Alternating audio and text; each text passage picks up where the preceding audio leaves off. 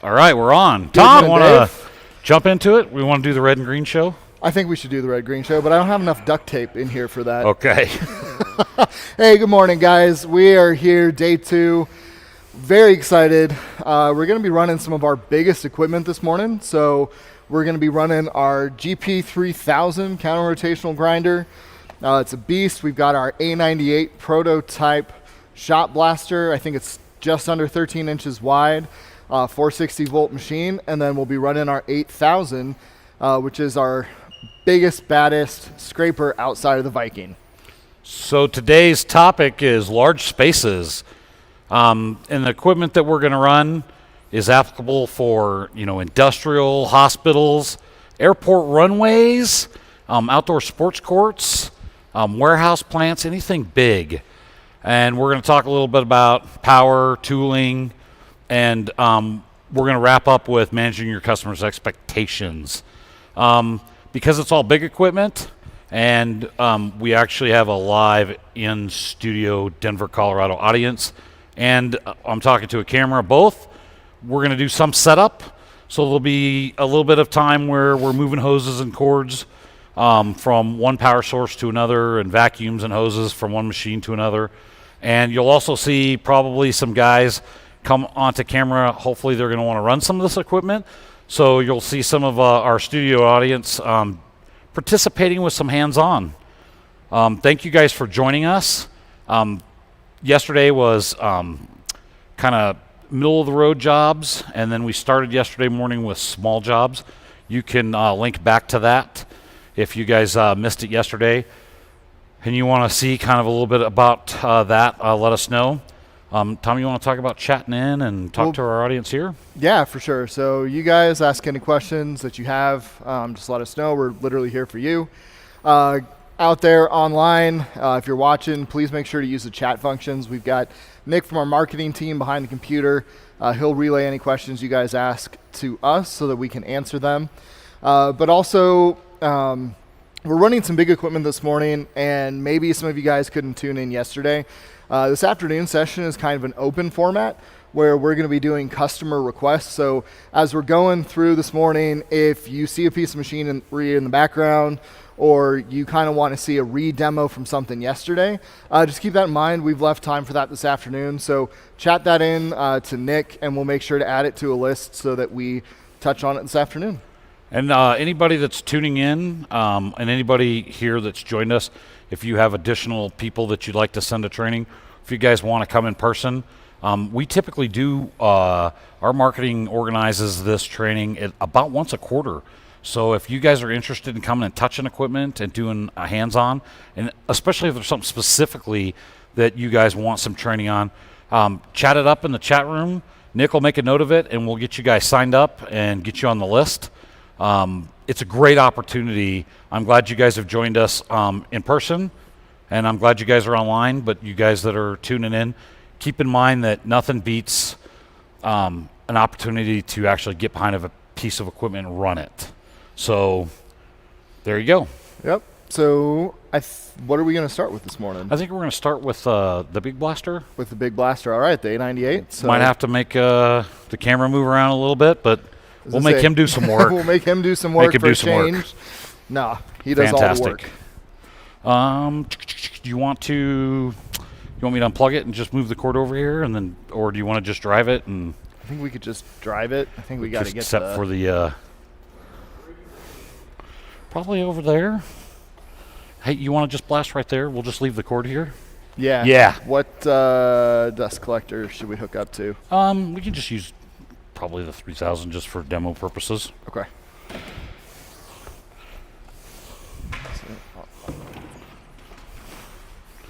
That should give us enough cord to run over here.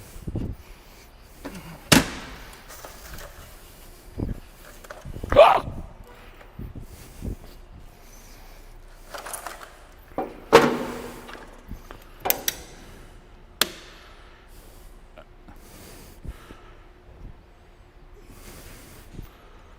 Power on the box?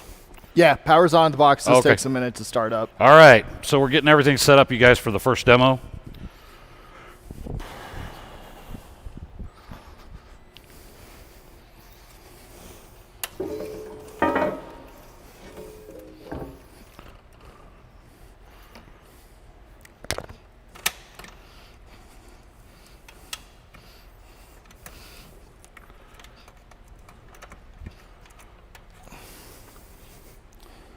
So a little bit about our prototype A98, why me and Tom are cordon plug-in vacuuming. This is a prototype machine. It has replaceable blades rather than having to replace the whole blast wheel. It's super high production. It has a super bright LED screen. We can actually program in the operator's manual, the service manual, and all the parts. I hear drive. Yep, I'm just gonna set my speed real quick. All right. We could blast right here too, if you wanted to use the. Well, it's not wired up. Never Yeah, mind. I was gonna say the big boy's not wired up, so. So we only have so much power, so we have to kind of move power from machine to machine when we're sharing it with a dust collector. We've set boxes up with electricians in the building, but it's limited.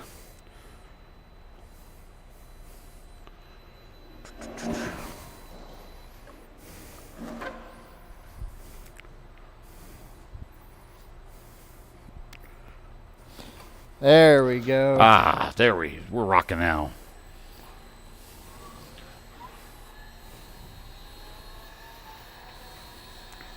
Go, go, Tom, go.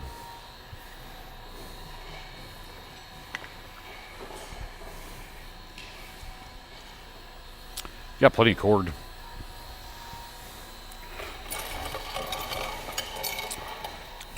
So I don't think we have any shot in this yet. So. Okay, and then we're gonna put some. I think I'm just gonna steal this hose.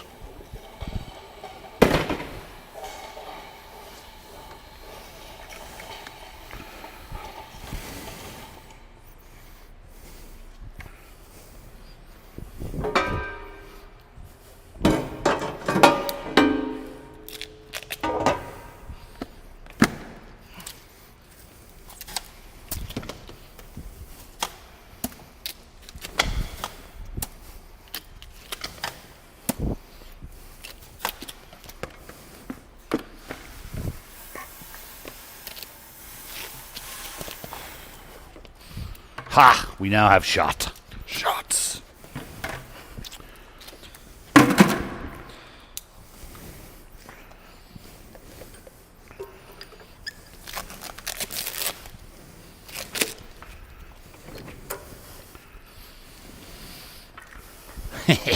Nice, good throw.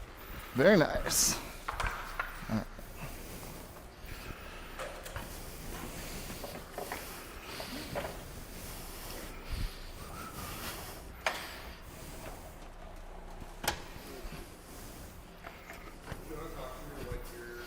So what we're doing is we put some meaty in it. We put steel shot in it, some 330. I fill it up to about the bottom of the screen. And we're probably just going to have to duct tape that. So we're using a smaller dust collector than you normally pair with this. But that's because they're spread apart and because of our power limitations here. But it'll work for the demo.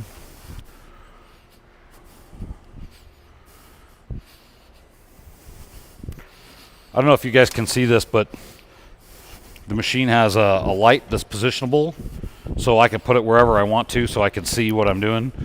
It also has the ability to lift up, so we can put it in transport mode. I think we could show that in a moment. Yeah. It's not possible to shot blast without a roll of duct tape. I was going to say, you said the red-green show. Well, here we are. Yep.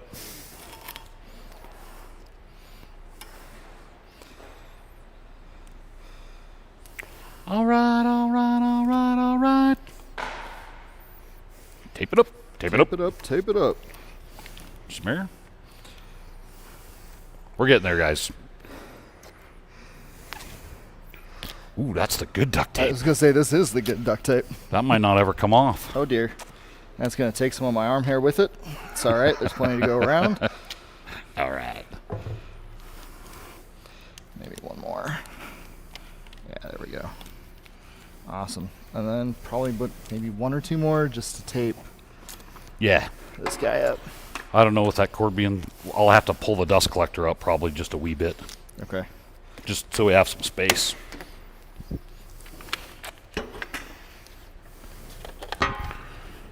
All right.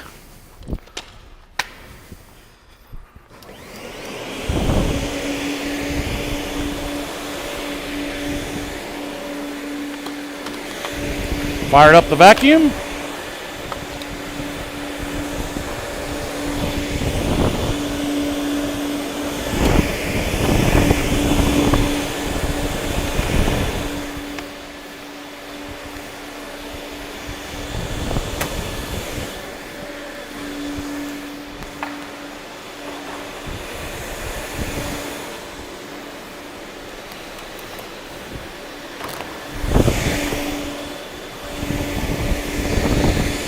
Definitely not the normal way that you would do this. We're gonna set it up just for in here.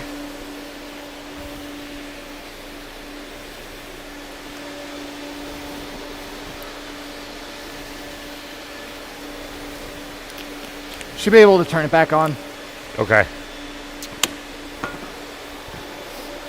Power.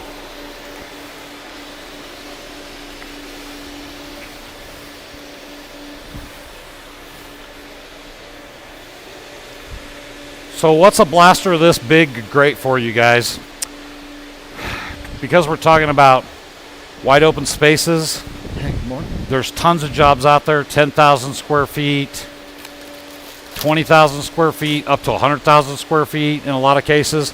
This is a high production, hard hitting shot blaster, the professional guys that are looking to get a lot of square footage done in a short amount of time. It is definitely a get it done machine. I'll stick it on the other side.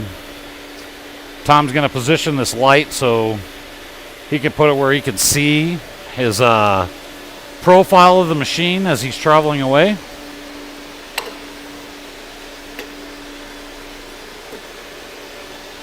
Nice. There we go. I like that better. So Dave was talking earlier about being able to put this machine into transport mode. So every machine is going to come with this sort of wrench.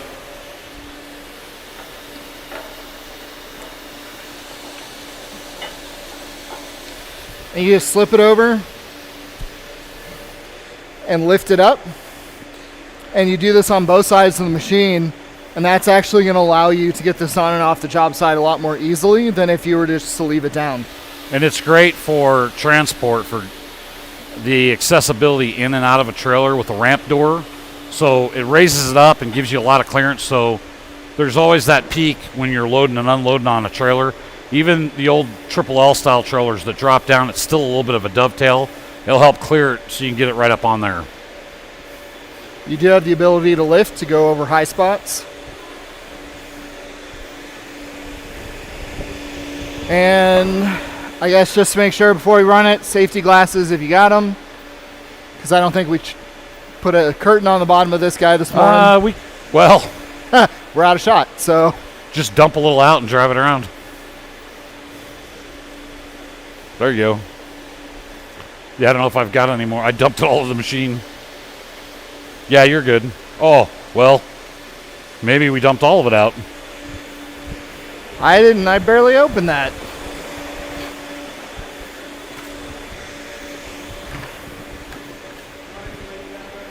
Well, so we're going to do some looking, but it looks like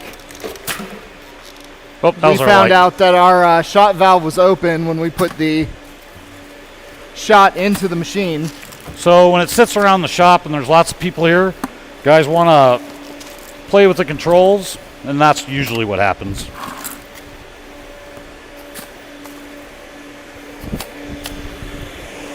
It's not tragic. It's typical.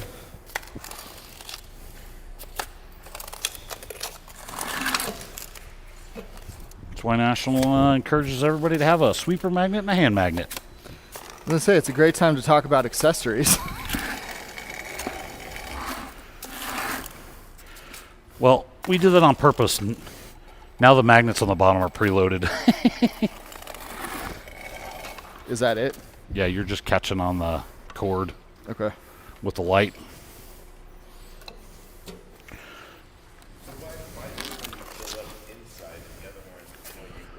So that's what I normally would do. We would the question is, why do you put shot on the ground? Because when you're transporting it in and out, because this came from a job site where we were testing it, they'll clean the magnets off before they transport it. So before you start it, you want to load up those magnets on the bottom so it doesn't throw shot when you first start it.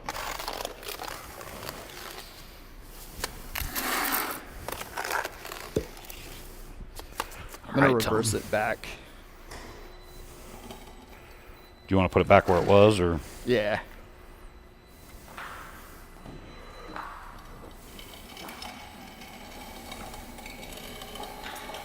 Nice.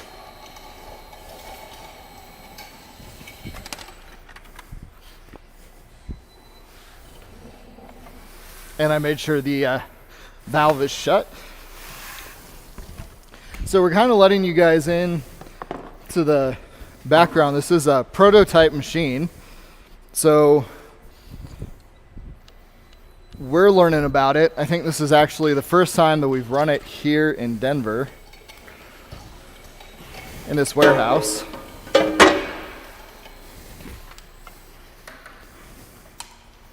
Fire up the vac.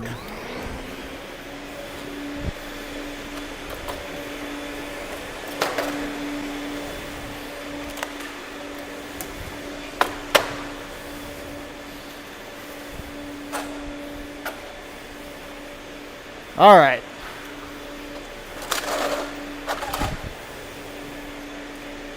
Here we go.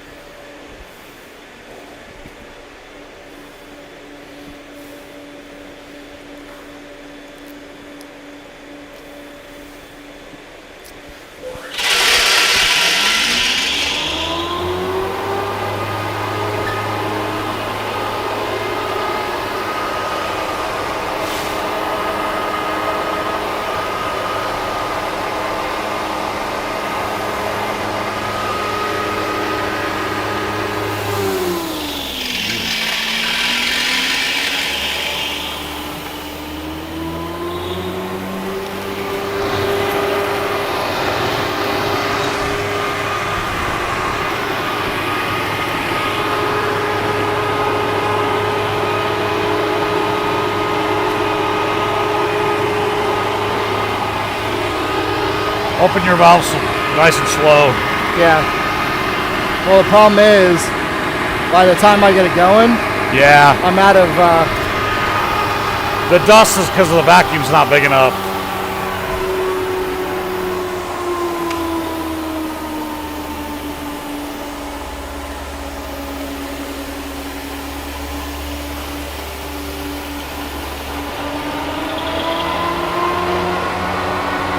Perfect.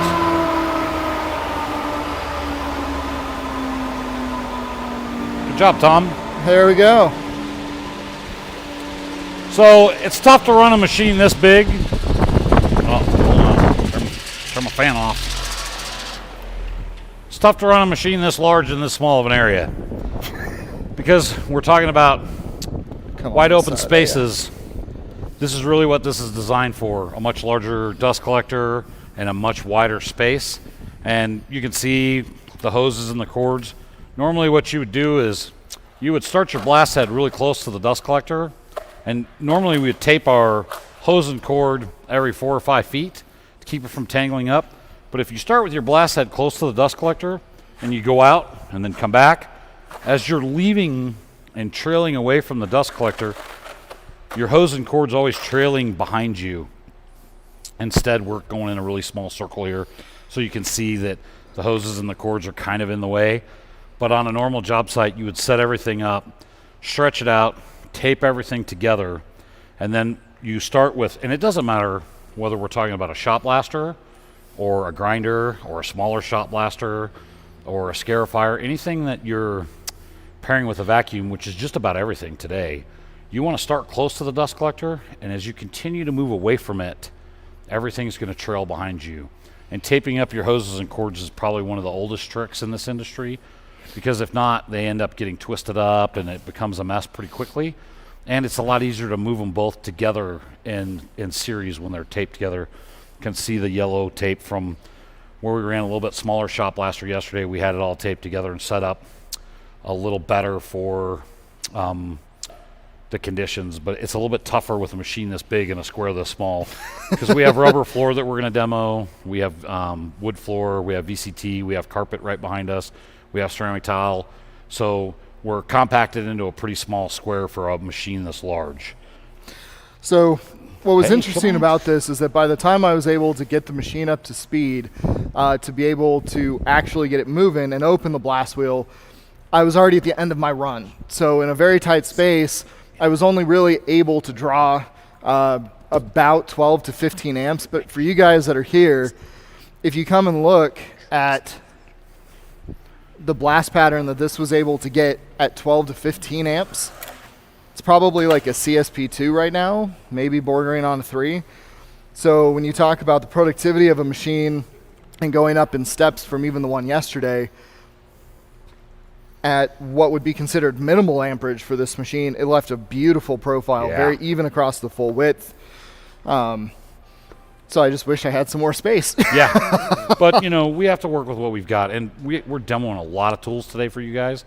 Everybody's going to get a chance to touch a whole bunch of stuff, and when we get into the demo part, we get to make a big mess, which is really fun. It's what I live for.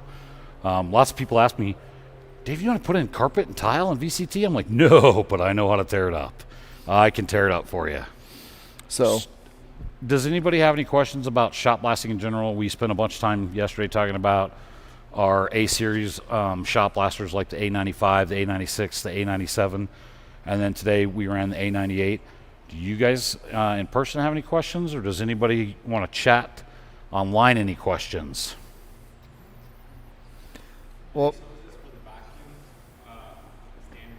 no, they're different. So really, we typically would use a bigger hose for a bigger vacuum, but we're so spread out here, it's kind of tough.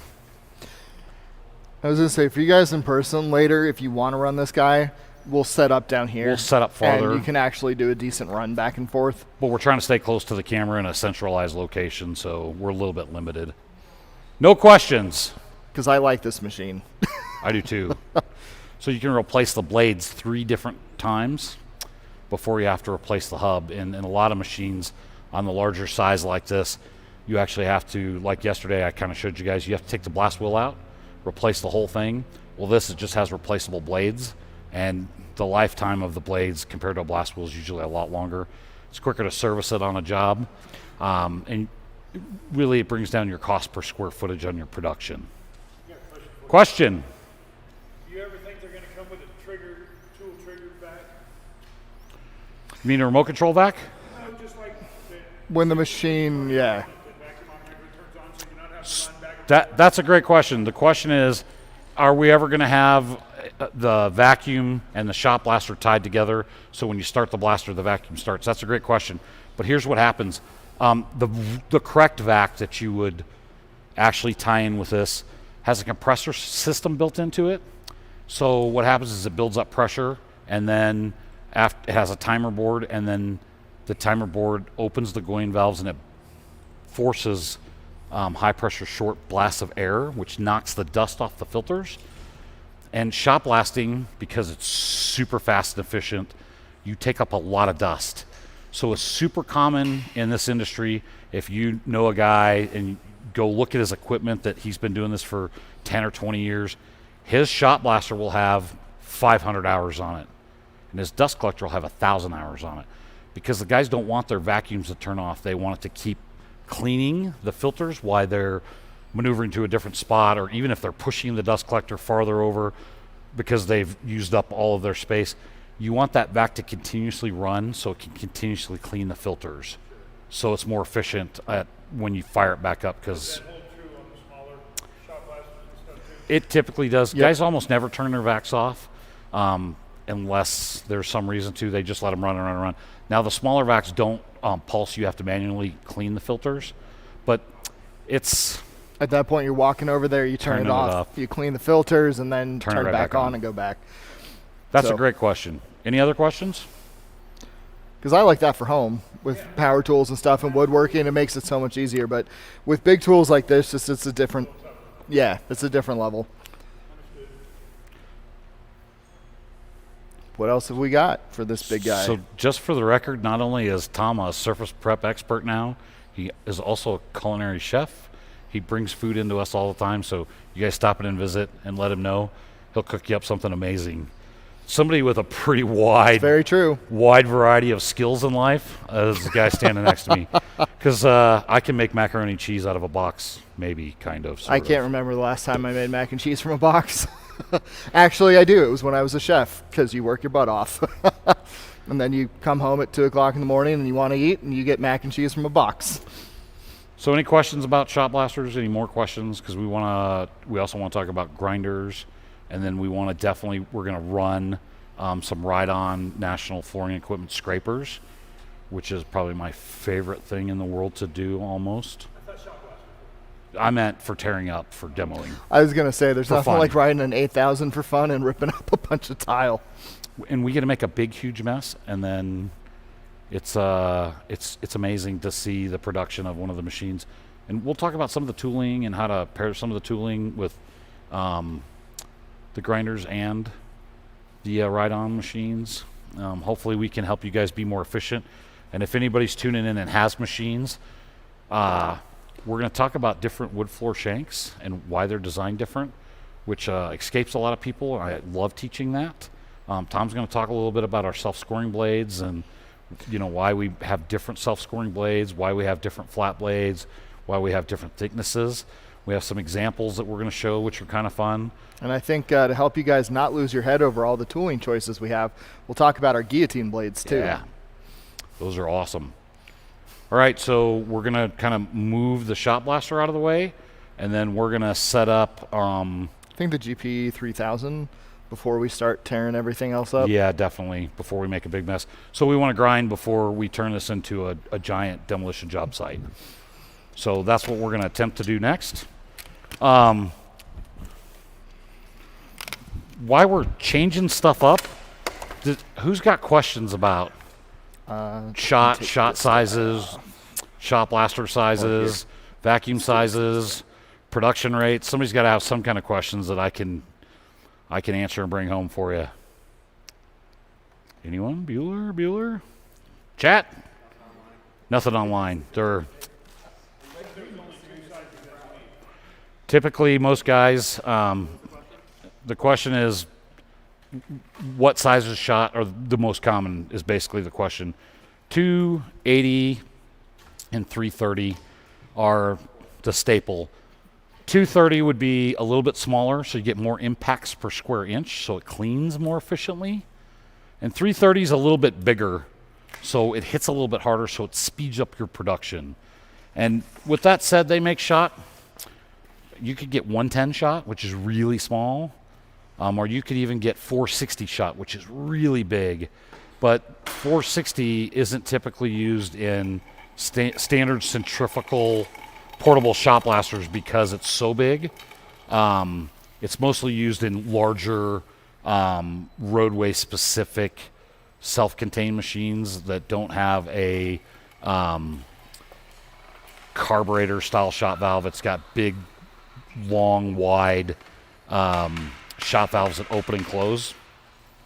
All right, thanks. Matt Segura's here, helping us from Minneapolis. We appreciate your help, Matt. You're hired.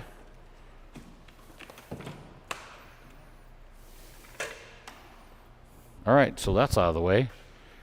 Yeah, Tom, you want me to get some tooling, or you want me to keep talking? I was going to say, if you keep talking, I got to run some cords. We can power up this bad boy. Okay. So the next thing we're going to do is, since we're talking about large spaces, is we're going to talk about the National Flooring Equipment's GP3000. This is a massive grinder that is absolutely phenomenal for production. If you guys want to do a garage, it's probably too big for that. This unit is set up for 230 volt, 3-phase. You can special order this for 230 volt or 480 volt 3-phase if you had the need for some reason. But this one's set up for 230 volt 3-phase. And if you guys could see, this thing is huge. I can actually, not only can I grind and prep a floor with this, but I can polish a floor with this like nobody's business, and quickly too, because part of the polishing process is the initial steps, your cutting steps. A lot of guys call it the money step or the money cut, because that's where you're making your money, you're not making your money. I can open up a floor with this like just unbelievably fast. It's a counter-rotational, so these two turn clockwise, these two on the other side turn counterclockwise. Did I do that right? Clockwise, counterclockwise. If I change rotation on it, it changes that from clockwise to counterclockwise, and those counterclockwise to clockwise. Tom's going to power us up, I believe. Yeah, we're going to put some tooling on. We're going to show them how to put the tooling on, and we're going to show them how to take it off. And really important, this is a 230 volt 3-phase machine. So I made sure that even though I just took the power off of the shot blaster over here that's 460 volt, I moved my power source and confirmed. You don't want that shot in there? Well, I don't want the shot in there. I also don't want to blow anything up. At least not on television, wherever we're on today. If we blow something up, I definitely want it on video. I am going to grab a hammer.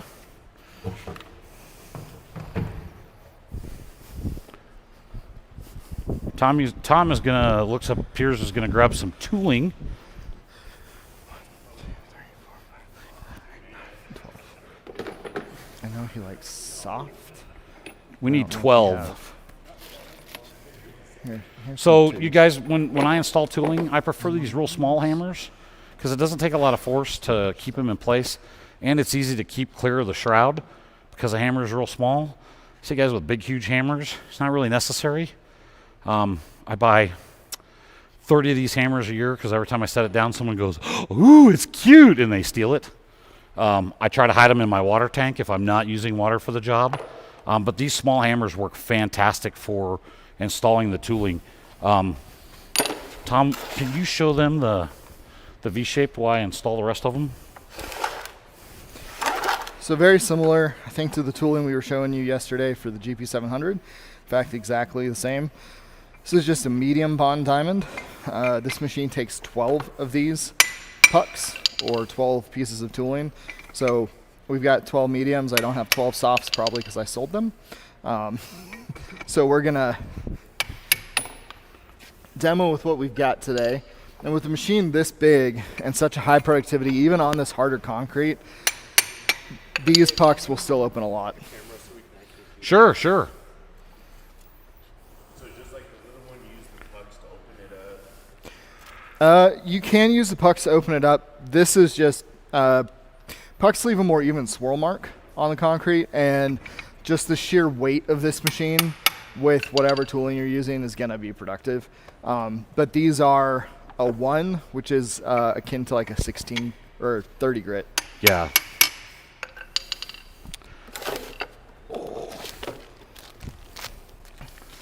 So this is another style that we've got. And National tries to make it easy for you guys. So we have some different packages that we put together for these machines that are either prep or polish packages. So depending on what you want, we've got some different diamonds that are designed to do different things for you.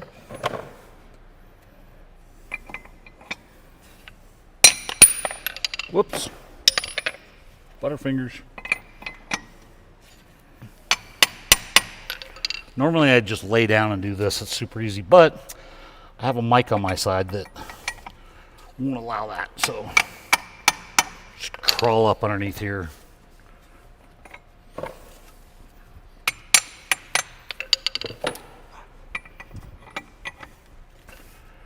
I'm just tapping them in so they won't fall out when we set the machine down.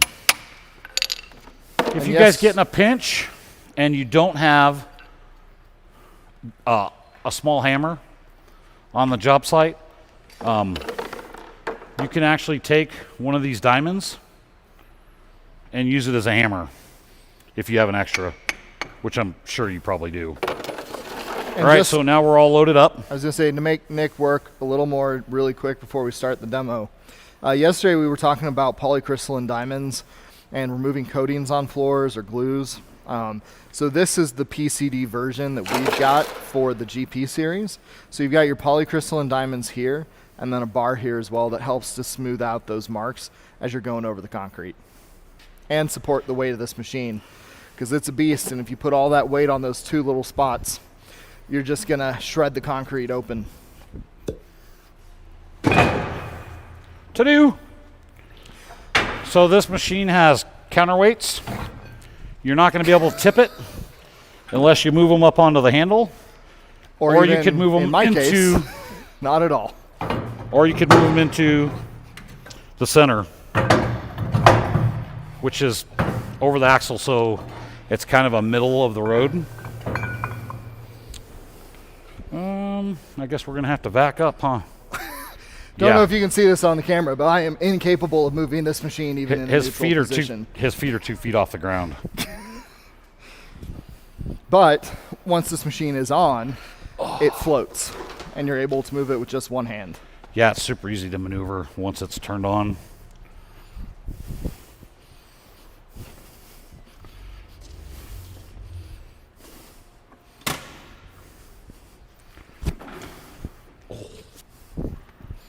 Twisty. Do you want the duct tape? Nah. Watch out.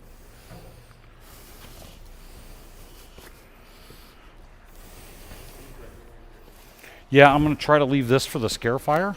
So we're going to try to just kind of grind like right here. Just watch out for that red head right there and that one. Okay. Or you want me to run this bad boy, or do you want the honors? It doesn't matter. See what our speed's set at. 5. 50? Yeah, that's fine. That's good. All right. Just turn it on. There we go. Give it heck.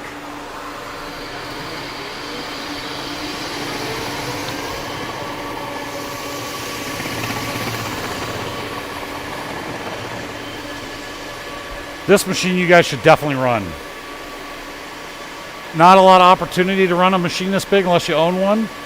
It's huge, but once it's running, it's easy to run. I was going to say, you saw me, I couldn't do anything with it when it wasn't running, but now...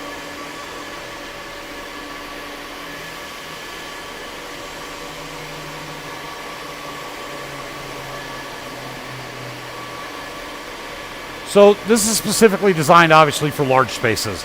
But if you guys had big, huge jobs like an old Walmart that they were going to turn into a church, somebody had come in and scraped up the VCT and then they wanted it prepped, this is the way to do it. It's absolutely amazing.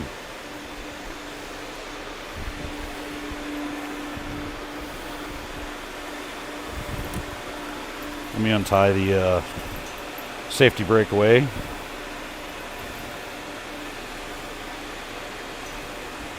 They're attached so that you don't lose it. Perfect. You wanna Dave run is it? showing the proper way to do it. So Always making sure all you're going to to do is have your hit safety run. lanyard on. And if you want, you definitely can run it. You guys can run it like this too. I prefer to run it back here just because I've got a little more. A lot of guys will fold this up and just use the handle. It's whichever you prefer. The only downside for me is I'm short, so when I hit the run, I have to reach up for it. But either way, you can run it either way. It does have a steel water tank.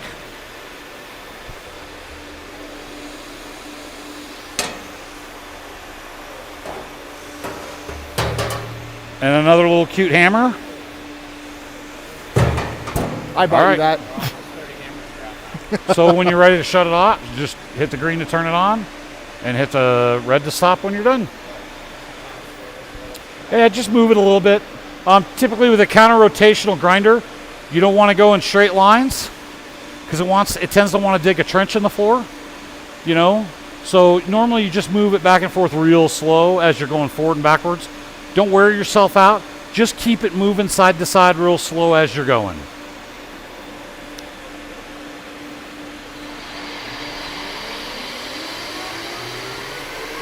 And I don't know if you guys can tell, but it is a soft start, which is nice.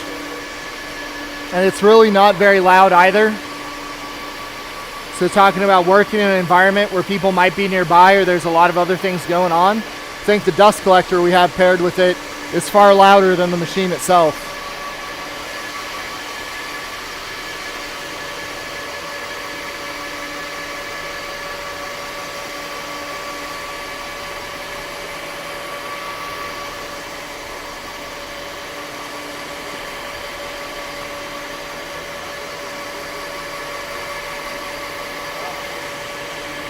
It kind of floats. Once it's on, it's not a whole lot of effort. Because of the motion underneath it, of the counter-rotational, it's just kind of floating along on the floor. And it doesn't pull you along with it. So talking about working with this all day, this is a lot easier to do because you're not fighting the machine all the time. Yeah. Anybody else want to come run one of these? Matt, do you want to come run it? I don't know how often you get to demo one of these. Justin, you want to come up and run one? Nope. All right. Can advertise with your shirt. Fair enough. So production on this guy is insane. And yeah, go ahead, Dave. It does have a water tank, so this is obviously a wet or dry grinding machine, which is a nice option. If you get into a no-dust environment, like we talked yesterday, a lot of hospitals, food processing, actually auto manufacturers, they don't want dust behind their instrument clusters. There's places that allow zero dust for surface preparation, and it's really hard. Everything has a vacuum with a HEPA nowadays, but that doesn't mean you're making zero dust. Really the only way to make zero dust is with water, in my experience. So the ability to be able to switch from wet and dry grinding I think is nice. It gives you a little more versatility in your investment because there are quite a few machines out there that are dry only. So if you had a dry only machine and you ran into one of those bidding opportunities, you'd have to walk away. You wouldn't be able to bid it. So, and of course I like the fact that this thing is gigantic, and the guys that need the big production to cut open these really shiny hard troweled floors, this is a great way to do it, and do it quickly, and you can still polish with this. We had some touch points where we've had the discussion. There's a lot of great grinders on the market, and it's funny that this style grinders, they've been around since at least 1950 that I'm aware of. They've used them to polish floors like terrazzo floors that you see in banks and government buildings and subway stations. Terrazzo floors last forever. With the introduction of planetary grinders on the market, those guys manufacturing, selling those, ran around and said, you can't polish a floor with this. Well, that's funny. Been polishing floors since 1950 with this exact machine. I think the difference is on the first cut on these hard trowel floors like here in this warehouse, I can open up the floor a lot faster than you can. So it's fine. It's a believable lie, but don't believe it. I can grind and prep and polish with this machine all day long. That's what I really like about it, is that the versatility of being able to do all that. I think a feature we didn't touch on yesterday, at least with the GP700, these guys, the gearbox, because it's gear driven, no belts, no anything like that, is full of grease. So typically when you got a machine this size, you're probably in that market and you're doing a lot of big space all the time. But let's say you've got a GP700, maybe you use it 5 or 6 times a year. So it's sitting in the corner of your shop and waiting for you. The grease isn't going to leak everywhere. If your seal goes bad or something like that, then you're not going to come back to your shop with a puddle on the floor. Some of the other counter-rotational style machines out there on the market use an oil-filled gearbox to cool it down. And if you get a bad seal or something goes wrong, you've got a pretty hot mess on the floor. Yeah, if a bearing goes out on something, it is a disaster. I've been selling these machines since the beginning of my career, and I remember meeting up with guys that had sold this same style machine. Now, the boxes weren't this advanced at the time. They just had big, huge ons, big starters, and it was instant start, where these have VFDs and they're a lot better. But basically, the machine looks the same, give or take. And those guys have been running those machines for 15 years, and the maintenance they had done to them is nothing. They just run and run and run. At some point, I would imagine they're going to have to open up their box and change out their grease. But the gears inside of them, they're all hard steel, heat treated, and there's so little clearance that they just run and run and run and run. They're bulletproof. These machines have Morflex couplers on the bottom of I was them, going to say we haven't touched on that. So. which I've got a box of them I can show. They're not for this machine, but it's the same. So Morflex coupler goes between the plates and the drive of the machine, and it allows the plates and the tooling to flex to get into the highs and lows as you're going over the concrete. So Morflex couplers come, at least I think the way we sell them, is in kind of a softer, a medium, and a stiffer. So depending on how much flex you want with that tooling, you're able to actually take the tooling plates off the bottom, change out the Morflex couplers, and customize the machine a little bit more to your job. Did you talk about the soft, medium, and hards? Yep. Okay, great. So these little UFOs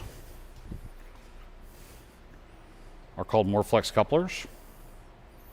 And like Tom says, your tooling holders bolt to one side, and this bolts to the other side. So if I hit a giant redhead or concrete anchor, whatever you guys want to call it in your part of the country, or if you drive it off the dock stairs or the stairs or a dock plate because you're not paying attention, this actually will just rip right in half. It's designed to just come right apart. You guys see the rubber inside of it? That's what protects your shaft and your keyway. I think of all the machines that I've seen and sold in my career, which has been a long career, I'm an old guy, I think I've seen 2 keyways that were sheared on the shaft, which it didn't hurt the motor or the gearbox, but it's a lot harder to lift the motor and access that keyway. And those were in the days before they had these. They were direct bolted. So if a guy pushed it got too close to the stairs, and the tooling plate fell off the stairs, it would shear the keyway on the shaft of the motor. I have not seen a sheared keyway since the implementation of these Morflex couplers. And the fact that you could get the soft, medium, and hard, I don't think you guys need to flatten floors very often. I don't think anybody asks you to flatten the floor. I think they ask you to prep a floor. But in some cases where they wanted the floor flatter and improved, that's when you would probably choose to switch these out to a hard Morflex coupler. And if the floor was already pretty flat and it was a pretty big job and they were wanting you to hurry up but to prep it really well, the soft Morflex couplers really help you follow the undulations of the concrete, the bird bass, the low spots. And I learned a little trick years ago. If you guys are driving down the road and you see a big, huge concrete pad out on a building they're building and it's recently rained, look out the window at how many puddles, after it stopped raining. And if you really want to see how bad concrete really is, depending on who placed and finished it, I've seen tons of concrete slabs where you can just stack quarters up, 5 quarters, and they're still underwater. So if you run across a slab like that, nobody's going to pay you enough money to flatten that. But if they want to coat it for aesthetics or whatever, you want to prep it. You want to be able to get into those low spots and not spend all day taking the high spots down to get in the low spots. And part of my dislike of the larger footprint planetary style machines is they have these huge plates. They don't have a lot of flexibility, in my opinion. It's a little bit more of a struggle compared to if I put soft Morflex couplers on a machine like this or a GP700, I can follow down into those low spots a lot better. And if I needed to flatten the floor and I wanted it flat, I could put those hard Morflex couplers on and still achieve something that a customer was asking me for. Of course, if somebody wants me to flatten their floor, I hope they are ready to break out their checkbook, because that's it's really hard to flatten a concrete floor, because concrete definitely is not flat. There's two ways to look at concrete. There's floor flatness and floor levelness. And here in this warehouse, I have my F numbers for both are horrible. It starts up here at the wall and goes out the door, and as you guys can tell, you know, if you dropped a tennis ball, it rolls right out the back door. But every single square also in here is a giant swimming pool. So these joints are all real high on every single one of these squares. So if somebody wanted me to flatten this floor, it would take a long time. Even with a big heavy machine like this, it would take a lot of effort to flatten this floor. And I could never make it level, but I could flatten it, but it would take a lot of effort. All right. Was I on a soapbox? Sorry about that. No, it's good information, Dave. Move this Are there out of the way. any other questions on grinding or? Okay. It was once we like switched, but they were asking, I know you guys made this question, but typical production rate of the blaster they just ran with the CSP of 3 desired. So depending on how hard the concrete is. Oh, the question is Production rates on the shop blaster. production rates specifically. They were asking about the new A98. Questions I hate to answer, but I'm going to try to answer. It depends on how wide open the job is, how cut up it is. It depends on how hard the concrete is, what you're removing off the concrete, how well it was finished. There's a lot of things that can really affect that. The real answer is job site conditions dictate, but I'm pretty sure that you could probably knock out 3,500 square feet an hour easy on an average with that machine without even trying, or more. I could probably do 4,500, but it depends on your skill level too. You know, a new guy, he's going to go slower. So a guy that really knows how to set his whole setup up, and he's got everything going, he's got the right guys pushing the dust collector so he doesn't ever have to stop moving, it's going to go quicker. Also can depend on the kind of dust collector you have. So when I say the hardness of the concrete, it's not just blasting the concrete, how fast you can profile it, but if it's softer concrete, you're taking up more dust, you have to stop more often, because it used to be back in the day you had big huge dust bins that you would roll out that were like wheelbarrows, and then you could just dump them onto a tarp and then shovel them into the dumpster. Well, that doesn't happen anymore. Everything goes into a Longo pack, which is an endless garbage bag. So you have to stop more often and make those Longo packs, you know, tie them off, cut them, make another bag, and then go back to work. Used to be our production rates were higher because you could run until your dust collector literally was, your huge bin was full. You can't do that anymore. I had a customer here locally do that with our DL3000P, which is the auto pulsing version over here. And they ran and ran and ran, and he calls me after like 3 or 4 hours. He goes, how often do I need to, you know, stop the machine? And I'm like, what do you mean? He goes, well, it's been auto pulsing and the suction's great, but there's no dust coming down into the Longo pack. I'm like, you should probably turn that off. So he turned it off, and the Longo pack ended up being 10 feet long, and it took 4 guys to lift it into the dumpster. So, I mean, it's definitely a nice technology to have, but like you were saying, Dave, you do have to stop every once in a while and make sure to bag and chuck.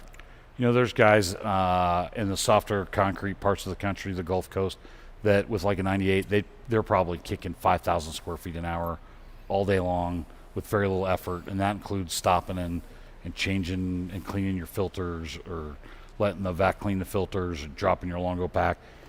There's just a lot of things that affect the answer to that, and it's certainly that I don't not want to answer it. It's that it's not really fair. I returned the question by asking people, hey, do you guys think my wife's pretty? But that's the only information I'm giving you. I have a 2002 Ford pickup truck. What's it worth? But I'm not telling you how many miles are on it, or if I don't have the opportunity to ask a whole bunch of qualifying questions, can't really answer that question. And it's not that I don't want to answer it, but it's there's too many things that can affect the answer to that. But everybody will tell you up to 6,000 square feet an hour or up to 10,000 square feet an hour. That's if you turn the speed all the way up, open the shop valve, and ran with the machine. And that's also kind of an industry like, this car gets 47 miles per gallon on the highway. Well, not with me driving, it doesn't. So, question. No, you control it right here. The question is the water tank an automated feature? It actually has a lever that you can pull up, and it allows water to drip down on top of your tooling holders, your bird's feet. And in some cases on the ground floor, guys will actually pre-wet the floor quite a bit, and they'll use the water tank a little bit less.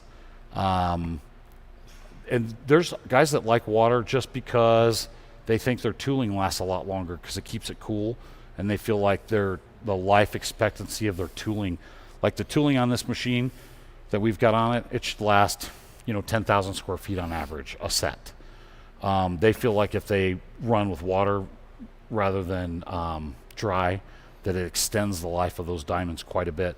Is that true? I don't know. I'm not an expert when it comes to that actual part, but there's guys that believe that, and they must believe that for a reason. But obviously the downside to water, in my opinion, is now we have 230 volt, 3-phase power and water. Yay, let's mix those. We struggle enough in life without creating dangerous situations. And then there's the cleanup. A lot of those guys have specific machines that auto scrubbers that are designed to pick up that slurry, and then they dispose of the slurry. There's other guys that wait for it to dry up and then run over it really quick once it's dried. I still think all that makes a lot of work, but even dry grinding, you have to vacuum the surface, and then a lot of guys still will auto scrub after they vacuum to make sure they've removed all the dust off the floor. So there's lots of ways to tackle it, and I'm not going to tell you any way's wrong. There's specific reasons, like we had said, like there's lots of applications where water is a great solution for no dust, but you have to manage your own expectations of what it's going to take if you're going to grind dry versus if you're going to grind wet. Grinding wet, like we were talking about, I see guys that pre-wet the floor. That almost never happens on the second floor, third floor, fourth floor, because if you pre-wet the floor and get too much water and there's a crack in the concrete, it can drip down onto somebody's computer, a server room, somebody's carpet, onto somebody's expensive car in a parking garage. So you have to be real careful the amount of water you use. That's why it has a water tank, because you don't necessarily want to turn on the fire hose and flood the building. That's not necessarily a good thing. We actually have neighbors that cook food. Tom could probably tell you more about them than me. And they have dishwashers and washing sinks and on a pretty regular basis, and they're great neighbors. It floods over into our area. Well, the first time it did that, we put everything on that wall up on a shelf. Or we put something that doesn't matter if it gets wet, like wood pallets. But you could imagine if I had computers sitting on the ground and boxes ready to ship to a customer, and they had flooded 300 of my computers, that would be bad. So be careful with water. Think about what you're doing. Think about the job site conditions and how it can affect. With the water tank, I'm basically just dripping water onto the tooling holders. So I'm controlling the amount of water. It's not excessive. It's minimal. Good question. Any other questions? No? All right. I'm going to take a quick drink. Then I think next up will be kind of some quick cleanup and machine maneuvering, and then we will look at doing the 8000. Yeah, we'll talk about some tooling for scrapers, talk about some different models.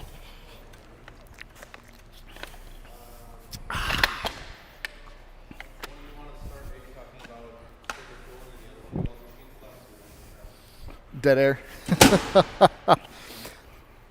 Dave, Hold on. Let me kill some of these powers. Dave's going to have to move this because I'm clearly incapable of it.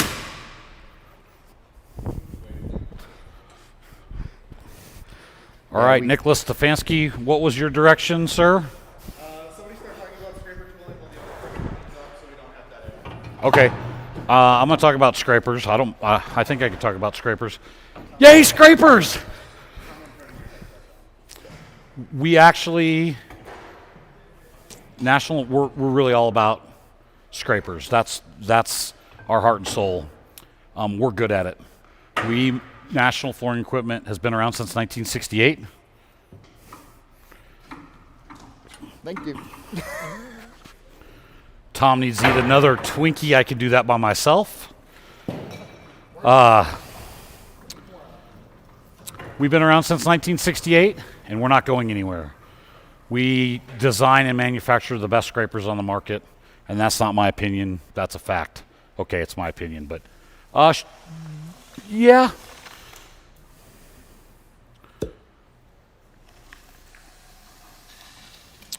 Yesterday, you guys witnessed a little bit of some walk-behind equipment, which is a necessity, and they're great tools. Today,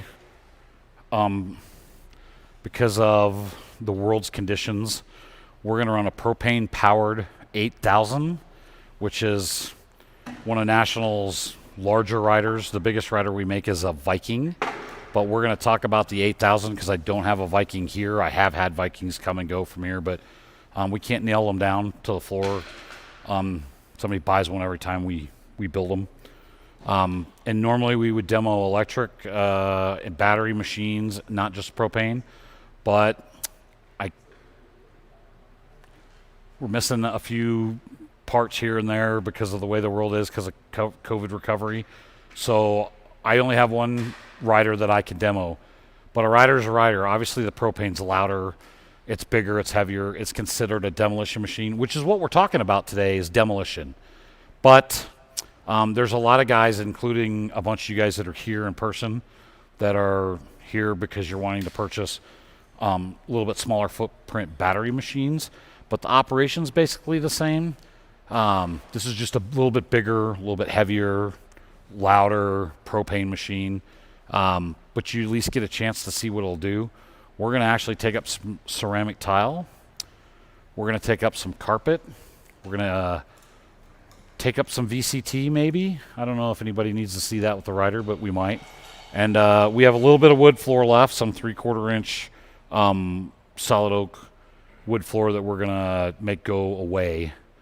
One thing that I like to remind people is with the electric machines, I like to give advice that somebody might not know. When you buy a National rider that's a battery-powered machine, it comes with a 7-foot 12-gauge cord. You need to charge it on 110 volt with this 12-gauge 7-foot cord. I can use a 50-foot 12-gauge cord, but my charge time increases greatly. So this will actually help. When guys go like, well, I want it to charge faster, and I show up and they have a 100-foot 12-gauge cord. Well, if you want to speed up your time, drive it over to the outlet and use this 7-foot 12-gauge cord that's provided with the machine. But I lost it. Okay, you can order one from National, or I'm pretty sure you can probably make your own with a trip to a box store. I could make a whole bunch of them out of one 50-foot 12-gauge 110 volt cord by just buying the other end and putting it together. These are the best at National because they're all sealed ends, but that will help you decrease your charging time for your machine. So most of our machines, we call them all-day batteries. That's been our we've been referred to in the industry as the all-day battery machine for as long as I can remember. So typically your machine's going to run about 8 hours, and then it's going to charge overnight. But with that said, we talked about gas mileage, right? You have city and highway on your car. Your battery life on a full charge depends on the load that you're taking away from it. So if I'm trying to remove marble tile out of the old J.C. Penney's that have all gone out of business, that's a tough removal, you guys. Terracotta tile at McDonald's, you can have that job. You're not going to get 8 hours out of a charge because you're asking too much out of the machine. It's not going to run 8 hours. If I'm in Louisiana, I remember being down there after all the floods from Katrina. It flooded all the grocery stores and the malls, and it was underwater for a long time. So the VCT that was there in all of those stores, it was just laying there with gravity, and not really, but it wasn't stuck very well. I could use 27-inch blade. I could run my machine for 9 hours. I mean, I could just run and run and run because there's not a lot of load on it. I'm really just pushing material. I'm not asking a lot. There's not a lot of load on the wheel motors. So, and just so you guys know, believe it or not, in my opinion, a battery-powered ride-on machine is a pretty simple machine. You have 12 batteries in most cases, and those 12 batteries turn an electric motor, just like you see on these grinders. Not that big, but just like that. It's an electric motor with a shaft. It has a hydraulic pump. And that hydraulic pump is turned by the electric motor, which is powered by the batteries, which turns your wheels and controls your dual lift, your slide plate, so you can control your pitch and your angle and your slide plate with hydraulically.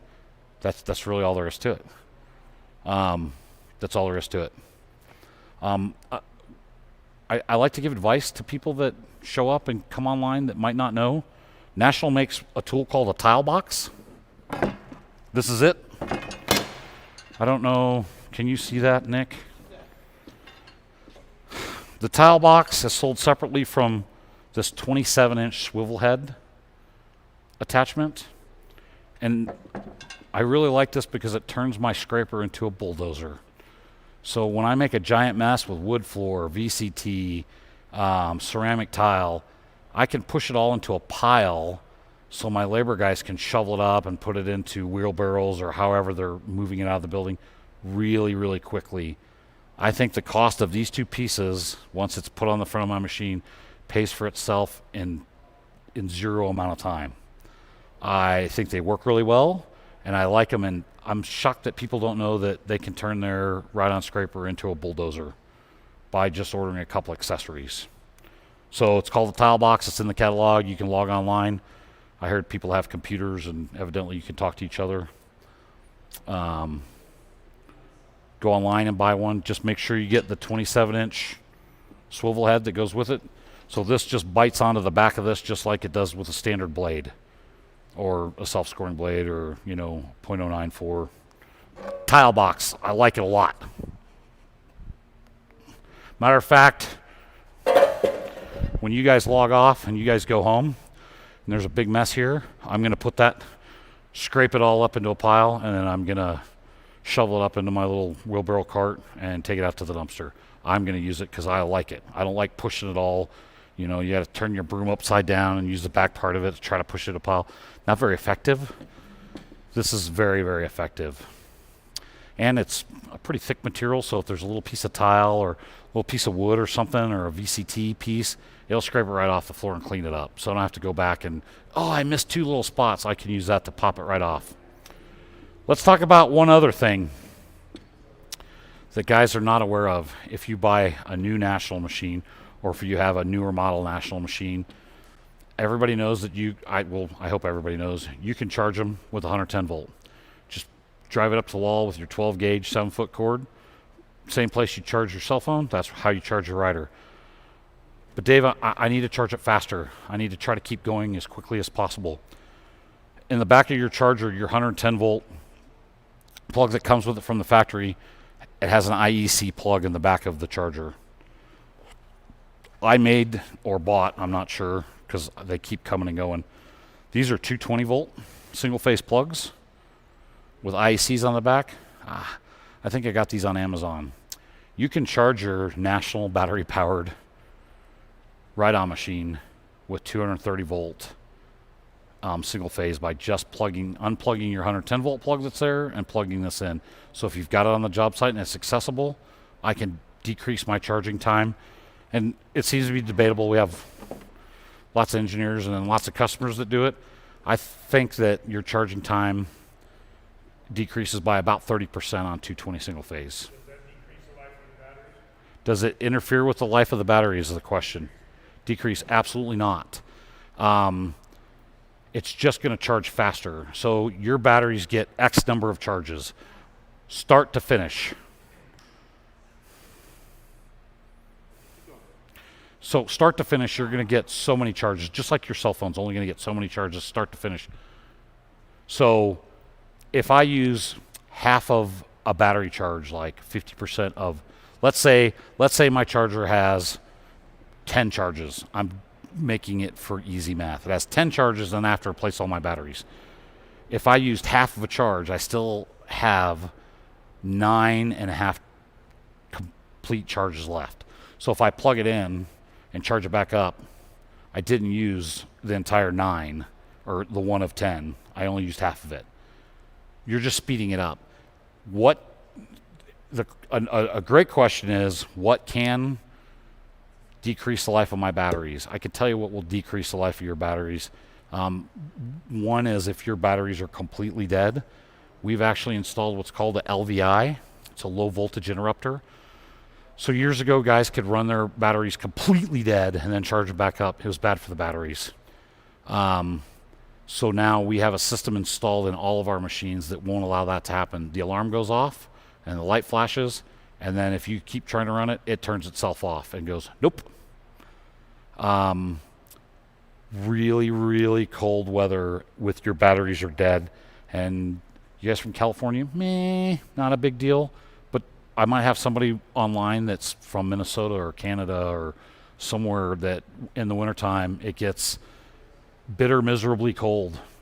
If you're done with the job and you drive your machine out to the trailer and it's dead, and you leave it parked outside and it's 20 below zero, it can definitely affect the life of your batteries. Now, if you have to have a 100-foot cord to plug it in, because that's as close as you can get, the longer cord won't hurt the batteries, it'll just slow the charging time down. But if your batteries are dead and it's super cold outside, as long as it's charging, it'll create heat, it won't hurt your batteries. But to just let it sit dead in super cold weather, it can affect the battery life from what I understand. And they are glass mat military technology batteries, so you can run them upside down or sideways. They're amazing technology batteries. Eventually, the industry will eventually move to lithium batteries, but I already hear, wow, a ride-on machine's fairly expensive. Nobody wants to buy a Tesla to take up ceramic tile. Nobody wants to buy a super, super, super, super expensive machine just because it has lithium batteries. You guys remember when CDs first came out? They were really expensive. And now they're completely gone, but the price of them continuously dropped as the demand grew for them. That's what will happen with lithium, is eventually that the price will come down and it'll be reasonable, and you'll see that incorporated. But in the meantime, there are manufacturers out there that go, look, my machine's cheaper than Nationals. If you ask questions, and you compare two quotes and you ask the right questions, a lot of times you'll find that they are putting in marine batteries, wet cell batteries. And the problem with wet cell batteries are, when you start at the beginning of the day with a full charge, your machine slows down all day long on just a drop off. With AGM glass mat batteries, you run the same 200 feet per minute for 90% of the charge, and at the end of the day, as an operator, you're like, woo, my batteries are going dead, because your machine starts to slow down, but all day it ran the same speed. And obviously you're not going to get the same performance and life out of a car battery or a marine battery that you will out of a glass mat. So don't be fooled. Don't let somebody make it sound like, you always get what you pay for in life. If it's cheap for a reason. If you guys are driving around in 1984 Chevettes, but I bet you guys have nice work trucks, and you understand those trucks are expensive, but you're getting what you pay for, right? Can I roll over and get some more examples and roll back real quick? I want to talk a little bit about blades before we turn the machine on. Yeah.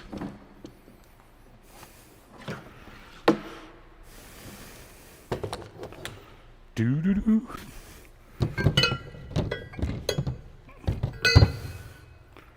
We're going to talk shanks and blades, which is something I enjoy.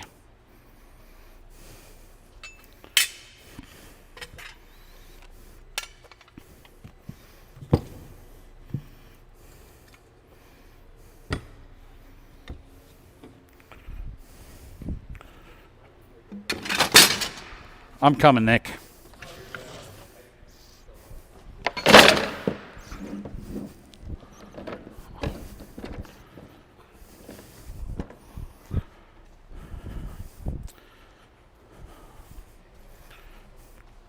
Okay, am I in sight? How's that? Yeah, you should be good. You may have to come up close to show that. Sure, sure. Do you want me to come up now? Is that okay? Yeah, perfect. So,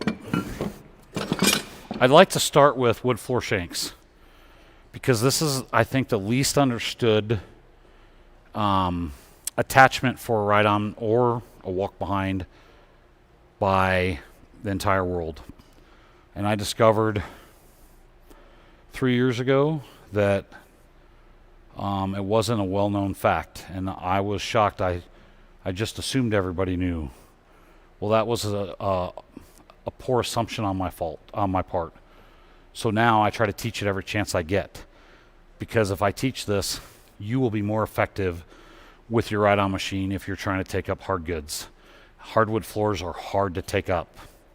And if you're not using the right shank, you're making it harder on yourself. So right off the bat, we have nice long shanks. I have short, wide shanks. These are all wood floor shanks for taking up wood floor. And then we have carbide shanks.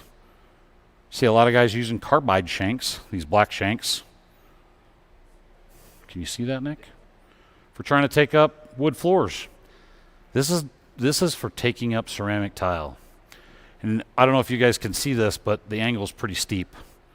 Can you see that, Nick, or do I need to come closer? The shank's it's got a pretty good Evel Knievel ramp on it. It's great for popping up tile, not so good for wood floor. The wood floor shanks are much thinner, and their Evel Knievel ramp is their dovetail is much smaller. So make sure you use a wood floor shank. But Dave, why is there a wide, short one and a really long, narrow one? Will they do the same thing? Yes and no. First of all, let's talk about, there's lots of different kinds of wood floor out there, right? This is your gym floor where you guys play basketball and dodgeball in school. And now there's lots of this new wood floor in these real high-end places. Look at the difference in the width of this. So if I'm trying to take up a gymnasium and I go over and I pick up this wood floor shank from the guy I rented it from, or I ordered it online for my machine, here's the problem. This shank's really long, and I'm going to go under how many pieces of wood floor before it starts lifting it? A lot. And even if I've pre-scored it, now I'm trying to take up 1, 2, 3, 4 pieces of interlocked wood floor that are locked together. It's probably not very effective. Ram, gosh, this is really hard. For real narrow, I call it gym floor because guys usually know what I'm talking about. 3/4 inch solid oak. Use the short, wide shank, and here's why. I get up underneath it, start under my next one, and it starts to lift it up and pull it off the surface. So I maybe have 2 pieces before it starts lifting. So the advantage to that is I'm underneath my next one before it starts to lift this one. But I'm really only lifting 1 piece at a time. And what lifts it is this part of the shank. So what makes that work is this piece right here. Because when this piece of wood floor, once it gets underneath it, this lifts it up. So super effective short shanks. So then why do you make a long shank? Why do we make this? What about this engineered? Have y'all seen this before? It's everywhere. Well, what happens if I use a short shank? I'm not even halfway through it and I'm lifting it up. Makes it shatter, turns into a million pieces of wood on the floor. It makes a big mess for cleanup. It's horrible. If I take this long shank, it's designed for wider floors. So I am basically underneath it all the way before it starts to lift it up right here. So one more time, short shanks for narrow wood floor removal. Long shanks for any of your longer wood or any of your wider floors like this. Do you guys have questions about that? It depends on the machine you buy. And really, you're not going to get a wood floor shank, I don't think, in anything that comes from the factory. Especially not in a rider. You're going to have to order a wood floor shank. So you guys do wood floors, right? What kind of wood floors are you doing a majority of? Yeah, is it wide? Is it narrow? A lot of wide plank. So if you're doing a lot of wide plank, this is going to help you stay up underneath it. And if it's engineered wood floor, believe it or not, like I have this cardboard engineered wood floor. It's engineered cardboard. It's junk wood floor. It's real good quality. My shanks don't work very well at all on that. It's glued to the floor. I use a .187 blade like this, or a .310 blade. And what that means, you guys, on the camera is .187 is thin, a little bit, or it's thicker than a standard blade. The .310 is real thick. Can you move or show? You're good. Like this? Yeah. No, that's perfect. Or like this. So I like these narrow ones. You're like, oh, that's so narrow. This is the only blade, this 310 blade is designed like this. When I set my pitch, it works like a bulldozer. I love them. This will scrape up underneath it, but sometimes if it's stuck really good, this is a little bit too wide even for a rider. But for garbage like that, I'll use this every day and it works awesome. You don't even need a shank. Well, not necessarily just engineered, but that's like a cardboard engineered. Like this is like that cardboardy stuff, you know, like the floating floor. But they make lots of versions of this that I see it glued down, and guys are trying to take it up with a shank. Sometimes a thick flat blade will work better. But you can't use those for gym floor. It won't work. Although that .187 blade that you guys were using, that I was showing you, if you did the whole gym and there was little pieces that were stuck, I usually put a .187 to do kind of my cleanup. So it'll knock it off the floor, and I have a little bit wider of a footprint to catch all the little pieces, because sometimes you can't see it because it's such a mess. You guys know, I mean, it's a disaster.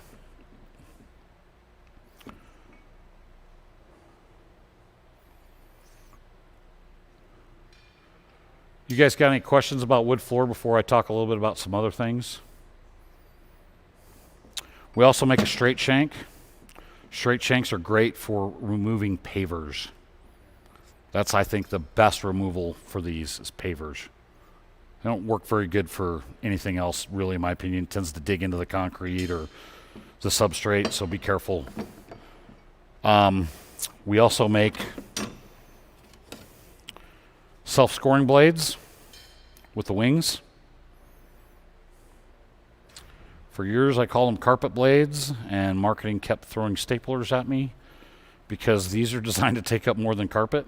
They'll take up roofing membranes. They'll take up carpet. They're great for scoring and cutting up your linoleum. Anything that's solid.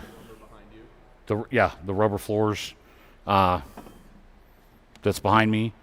So it's not really a carpet blade, although I still call it that every once in a while, and Nick throws something at me. It's a self-scoring blade, and they come in 45s, and they come in 45s and 90s. So the 45s kind of lay over, and they're really good for low pile carpet because it cuts right through it, and it's still tall enough. They're easy to sharpen. I could take a grinder and run it all the way up the wing, down the flat part, and up the wing. With the 45s, it's really hard to sharpen the edges and the corners. So a lot of guys prefer the 45s for the low profile carpet, for the linoleum, anything that's thin and easy to cut through. So why do I make a 90? 90 is really better for high shag, thicker carpet. I call it disco carpet. You know, the big soft carpet. The 90s work much better for that. Sure, we missed you, Tom. And the last thing I really want to talk about, you just throw it up there, is we have two main staple blades in the catalog. And those are .062 and .094 blades. .062 blades are for walk-behind machines. .094 are thicker. They are designed for ride-on machines. I can still put a .094 on a walk-behind, but you don't really need to. But I have guys that consistently order, and there's X's in the catalog. It'll tell you what it fits. I'm going to repeat myself one more time. .062 blades are for walk-behinds, and .094 blades are designed for ride-on machines. This is a .062 blade that somebody put on a ride-on machine. Best case scenario, you bend the blade like what Dave is going to show you. They made worst case scenario, two passes you with snap that. it in half, and it flies across the room. They and now made you've two got metal passes with shrapnel. that. And do you guys think that, and that blade's not free, it costs something. We had somebody ask a question about removing hardwood along walls. Obviously, the best way to remove, the question was removing hardwoods along walls. I always recommend that you score the wood floor, especially the thicker 3/4 inch mostly, before you remove it. With the ride-on machines, this is a swivel head attachment. Can we see that? That's a standard swivel head attachment. Normally you put your blade in the middle of it. If I'm going to run down the wall, I'm going to offset my blade. That way my machine's clearing the wall, but I can drive straight down the wall and remove whatever's left. And I normally use a .187 blade for wood along the walls or the flat. I wouldn't use a .094. It's just too rough. It's just too hard of a material. Great question. So we have lots and lots of other blades. We have razor blades for re-scraping glue that you need a razor blade head, swivel head attachment for. We make 1-inch blades that look like the razor blades, but man, 1-inch blades are great for taking up really thick epoxies and thin sets. And then we have more and more and more blades.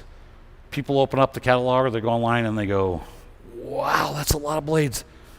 I'm confused. So there's a few blades that cover a majority of the applications, but because National cares about their customers and you being able to have a solution for every problem, we make different wood shanks. We make different carbide tipped shanks for ceramic. We make all kinds of different blades, even for, you know, some of our larger machines. Like when I do bridge deck work, removal of this, it's got asphalt in it, I use these super thick self-scoring blades because they're for that application. So if you open up the catalog or go online and look and go, whoa, wow. If you need some direction, call me, reach out to anybody at National and say, listen, this is what I'm going to do. Here's a solution I need. Which blades do I really need? And the next question you're going to ask is, how many do I need? Really, that depends on square footage, and it also depends on how rough or smooth the floor is underneath it. It depends on how many concrete anchors or redheads are in the floor. We've got some here because obviously this building's been who knows what over all the years. If you hit those, it bends the blade. And sometimes if it's underneath the material, you just can't see that. So, and it depends on if you know how to transition over a joint instead of hitting it straight, which I'm going to show you guys that on the machine. Did you talk about the guillotine We blade didn't. You for want to talk those? about the guillotine blades? I'd love to hear you. Hear me actually contribute Thanks, for the Tom. moment. No, Tom, Tom was working in the background. There's lots of people coming and going here for this training, so he's been hosting people in and out and making sure that they get settled in and get a chance to ask questions and catch up to where we're at. But what Dave was talking about, going over transitions in concrete, Dave and our engineering team actually worked really hard on these blades. So it's actually called a guillotine blade. It looks just like the blades that were on the French guillotines. And these guys are going to slide. So if this is the material that you're trying to remove, your leading edge is always going to go underneath the material, so that a lot of guys want to go straight on at what they're doing, but that you're putting all of the force of the machine across the full width of this blade, so you've really diminished the amount of force you have. With the guillotine, now the full force of the machine is on this little bit to get it underneath the material, and then it's going to slowly spread out, so you're really going to stay in there under the work. The other advantage is, as Dave was kind of talking about, with expansion joints underneath material, you don't know where they are typically until you've started to ditch and do your process for removal. The guillotine blade is going to help ensure that you glide right over the top of those, because if you take the width of this blade and slam it down into an expansion joint, you're going to come to a dead stop on the machine, or you're going to chip the concrete that you're going to have to then do a repair. The guillotine blade is actually going to help you go right over that very smoothly. So these come in a bunch of different sizes, a couple different thicknesses. It's the newest innovation in blades that we have, and we absolutely love them. So not to get away from there, but I think that that's a really good thing to have, at least for your first part. Yes. So with the guillotine blades, a guy like me, I've been running machines my whole life, ride-on machines, walk-by machines.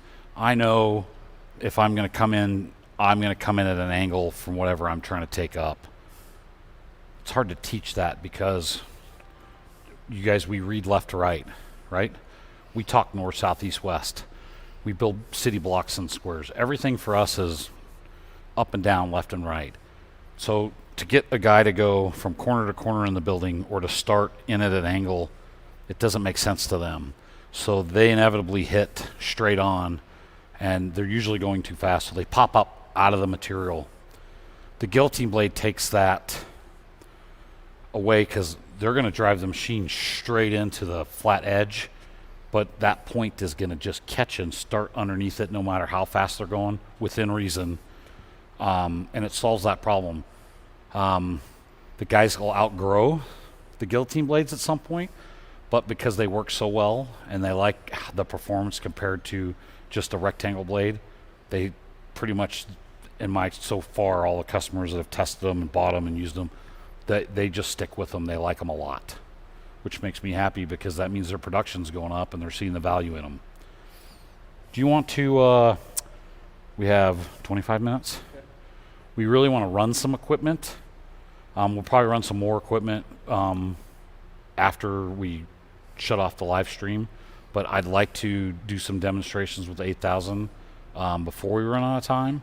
I'd like to take up some wood floor, some carpet, some ceramic tile, and there's a little bit of transition between each one of those. So is everybody all right? Let's get to it. Let's get her done. So your machine comes with a wrench like this, and I love it. I like my impact better.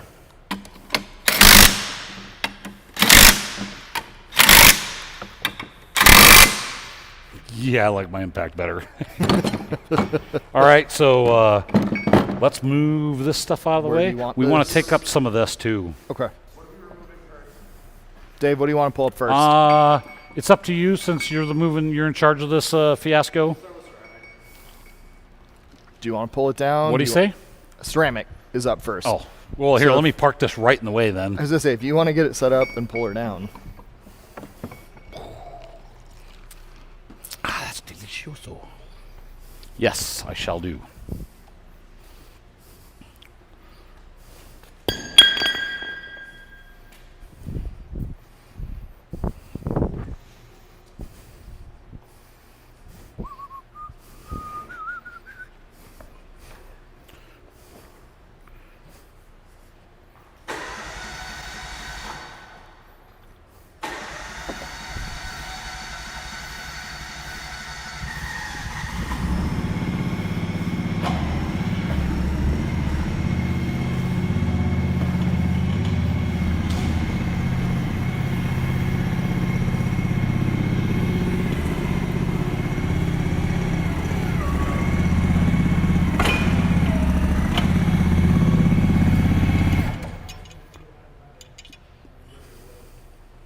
Maybe. We're going to take out our transport wheels, and we're going to put on a 2-inch carbide shank, which is designed for taking up ceramic tile.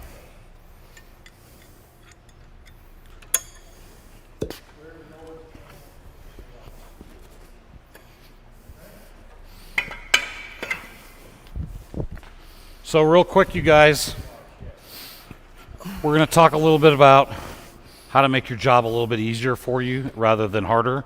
When you go to take up ceramic tile, if you start in the middle of a run, like let's say I start right here, can you see this, Nick? Yeah. This piece of tile is locked in left, right, and front. So it's locked in on 3 sides.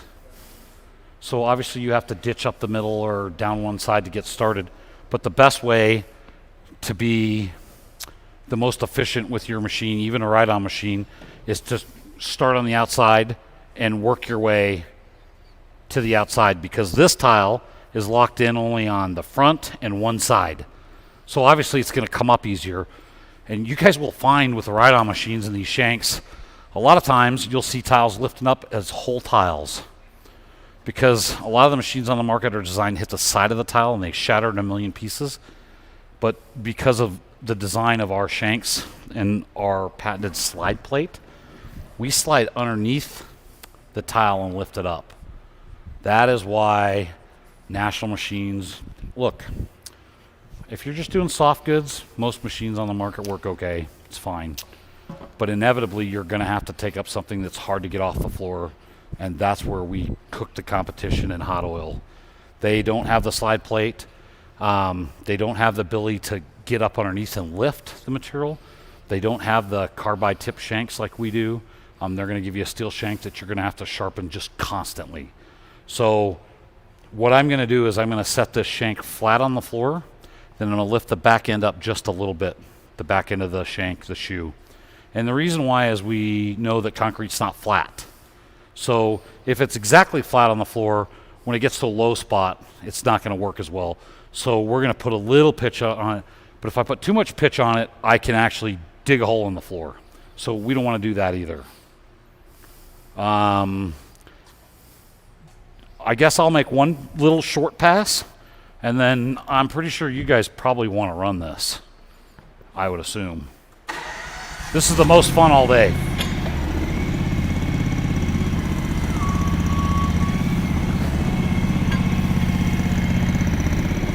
And yes, I'm going to start in the middle because nobody ditched it all the way. So I'm going to set my head all the way down. I'm going to come up just a little bit.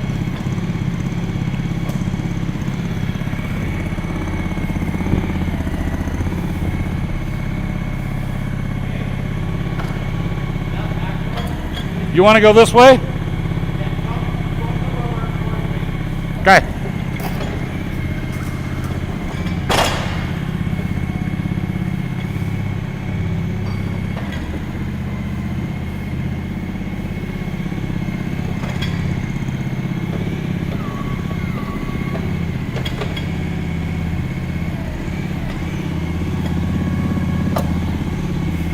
So I'm going to turn up my RPM a little, and I'm just going to give it hell.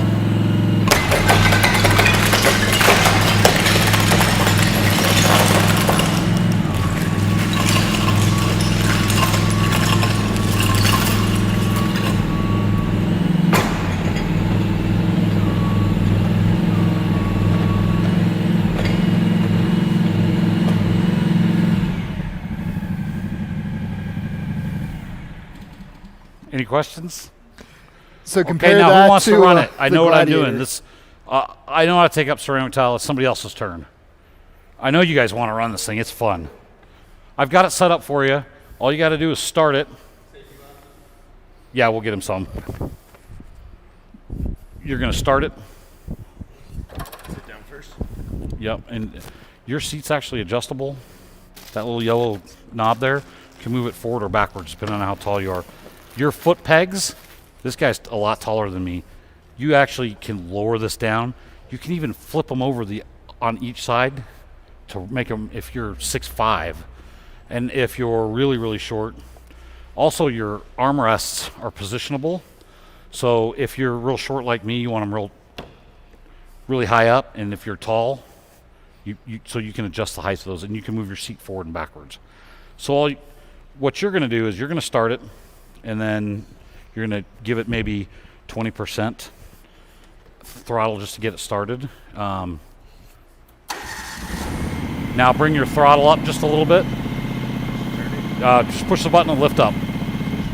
That's down. Now lift up. There you go. Have you ever ridden a bobcat or a skid steer of some kind? Exactly the same. That you're forward, reverse, left, right. These adjust your pitch and angle, but I already set those for you to make it easy for you. Come on, you got to go. There you go.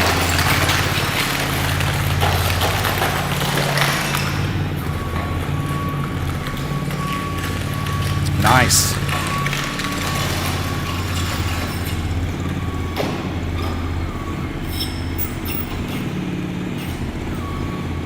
Oh.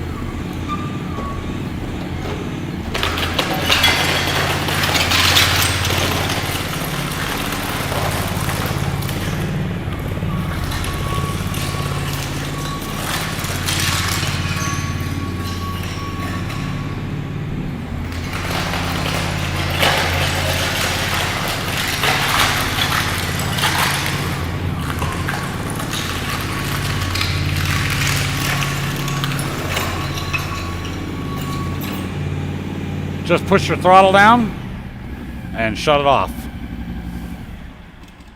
Next. All right. I mean, just comparing the productivity of what we did with the Gladiator yesterday in about the same amount of time to what we just did today with the 8000. It's just, So just hop up there's there. no comparison. So for you guys, if Just you're start out there it and up. you're coming up against like the McDonald's jobs or things like that, where they've got a lot of that heavy. All right, now brake I'm going to lift you up in because their you're on this kitchens. side of the joint. So pull that handle 7700 backwards. because it's food service. You got to go battery power. Keep going. But All right, now 7700, which that's is a pretty little bit close to lighter the than this, tables. that's what you I use, just move over 'cause you have here the same somewhere. speed, Just the drive same yourself voltage around. behind it, You ever driven a skid but steer? battery powered. Okay, and so you can just beat that tile This all is day going to long be to get it off the floor. forward, reverse, that's left, that's right. So just drive around a little bit before you take up any ceramic tile. Just drive it around.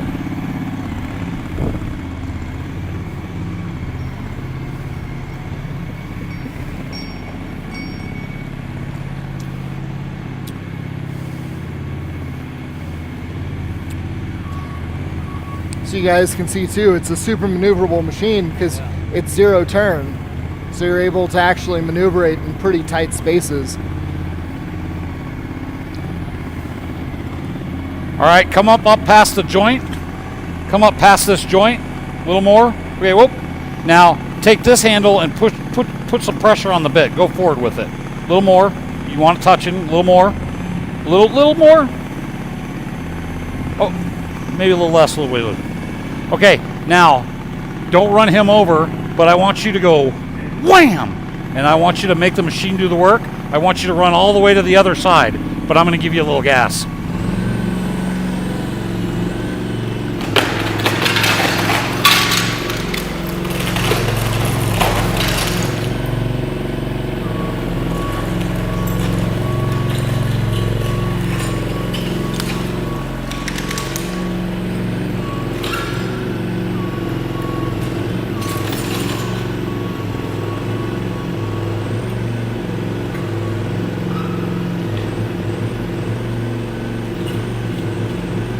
All right, give it hell, man.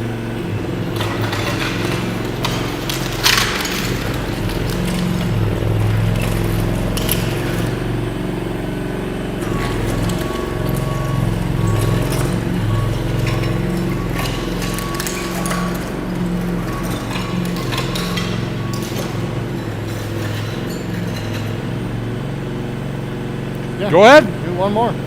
Do it again. Go full speed. There you go.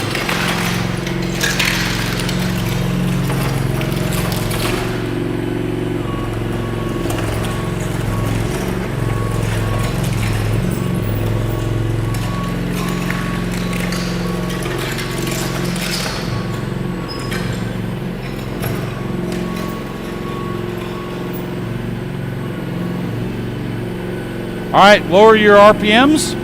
Just push the whole thing down. Just push it. All Keep right, going. you ready? And turn it off. Nice, man. Good work. You're up. So something we haven't shown yet is that even though this is a propane machine, it still has the in-seat kill switch. So if Canon was to get off the machine with the motor running, everything shuts down. So then you've got to turn off the key and restart it. Just because it's propane doesn't mean that it's not safe.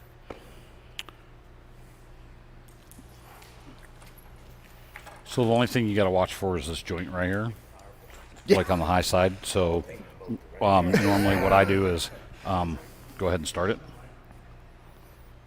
That's not even turned up all yet. Give it a little gas. Now, if you're going to maneuver around to set up first, just take this one and lift it up off the ground. When I return, should I lift it a little bit? No, just leave it on the ground, back up. But if you hit this joint, it tends to want to break the concrete. So if I was you, I would just back up and kind of scoot over to here. You've driven a skid steer before? Yep, he has.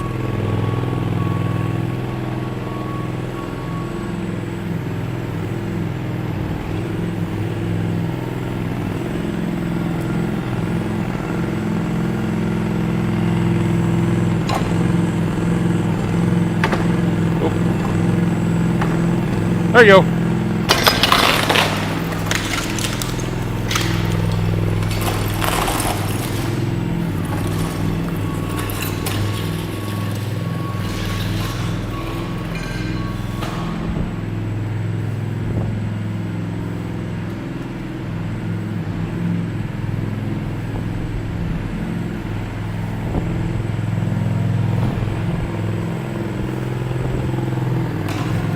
Oh, back up past the joint. Yeah, there you go. See,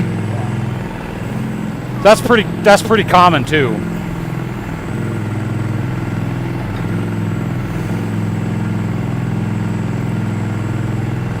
There you go. Yeah, down a little bit. All right, go. There you go, perfect.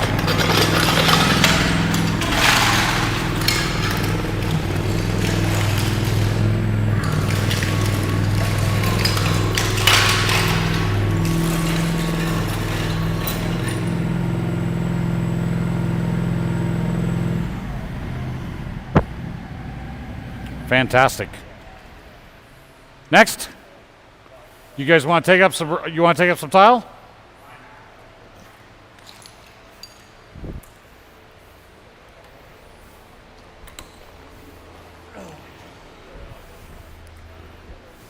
So just start it up right there. And if I was you, to make it easy because of this joint, because he's got us really going the wrong way, just drive over to there. And then put your bit down with this with some pressure on it. Yep. Not real light pressure and not standing up, just somewhere kind of in the middle. And then just take up all that right there.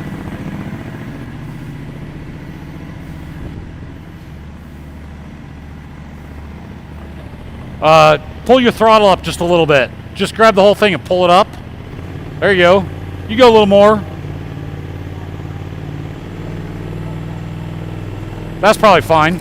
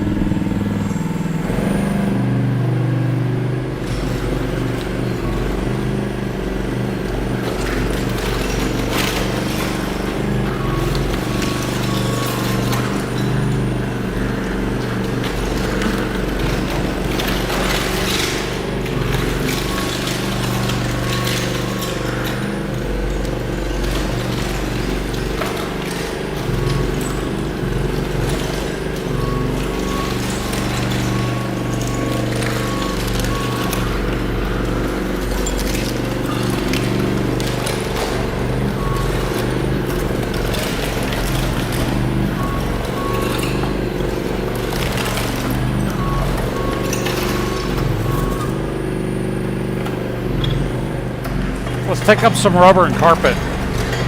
What?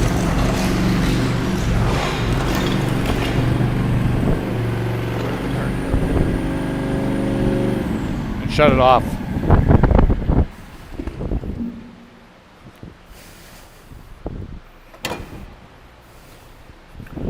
Okay, we're going to take up some rubber since you're some of this bridge membrane, since you're pointed this direction, if that's okay with you, Nick. And then we're going to switch and move those chairs and take up some carpet. That's what I was like. That is hot. So We're going to use a 0.09 for 90 degree self-scoring blade, and we're going to take up some of this bridge membrane, just really thick rubber membrane, and we're going to take up some carpet as well. the reason that Dave has chosen a self-scoring blade for this is that the coating is monolithic, meaning that once it's down, it is one solid sheet of bridge membrane. So this blade is going to slice through it into manageable pieces and allow the machine to actually do the work in a smaller area without trying to peel the whole membrane off the floor at once. Correct.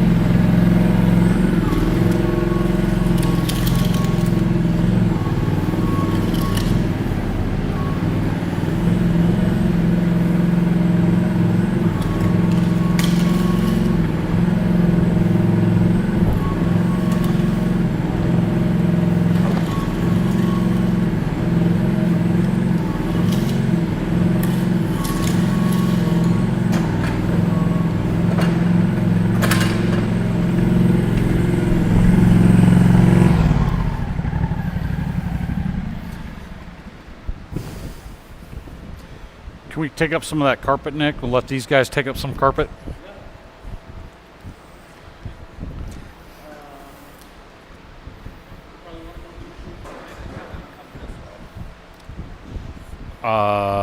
Okay.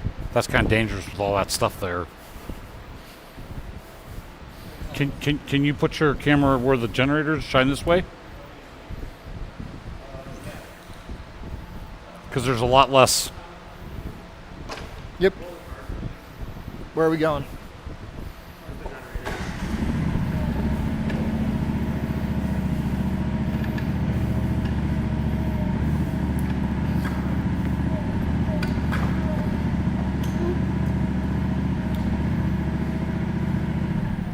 Is that good?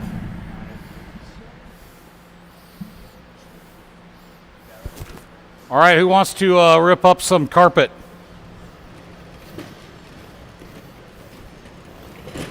So just try not to take my transition piece up. That's for something different, but you can go all the way to the end.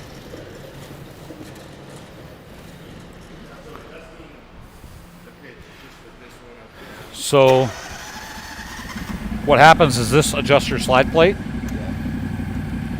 So I've got you kind of up a little bit because this is soft goods, and then this is going to adjust your pitch. See? So you want pressure on it, but you don't need too much pressure on it. But and you definitely want to bring your RPMs up so you get some power. More. Give it hell.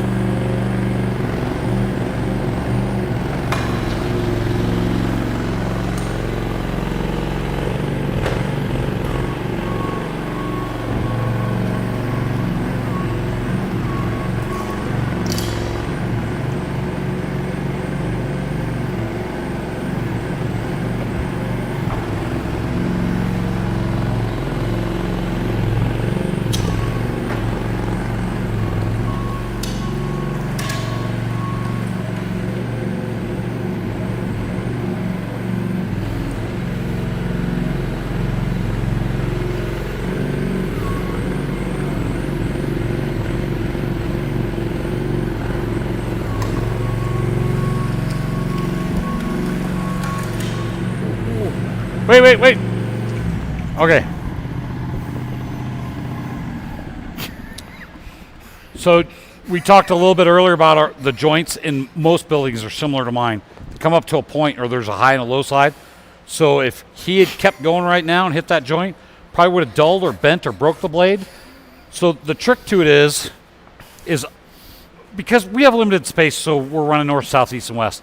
But on a job site, I always teach guys to run from corner to corner. Because if I hit this joint,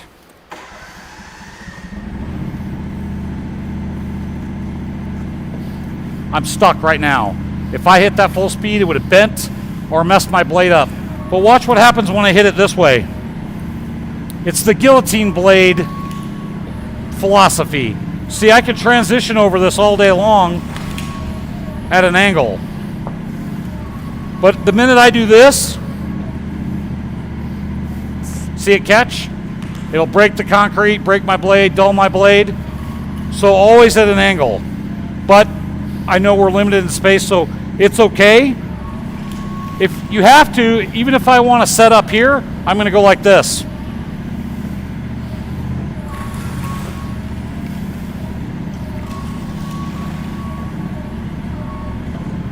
See how I did that? Somebody else want to give this a shot? We did have somebody ask for a guillotine blade going over an expansion joint demo. So after we're done with this, can we put a guillotine blade Yeah. on it? Yep. Who else wants to jump on this and scrape real quick? You guys are done already? This is the most fun ever.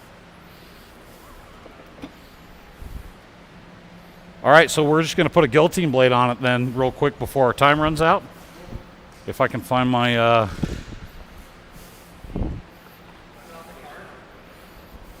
Yeah, I'll get the guillotine blade.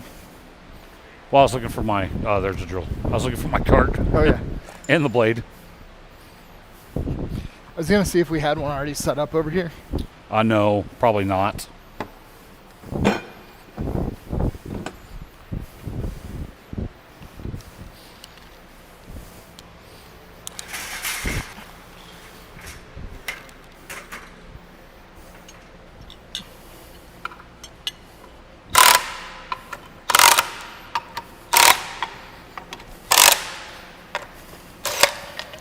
Oh.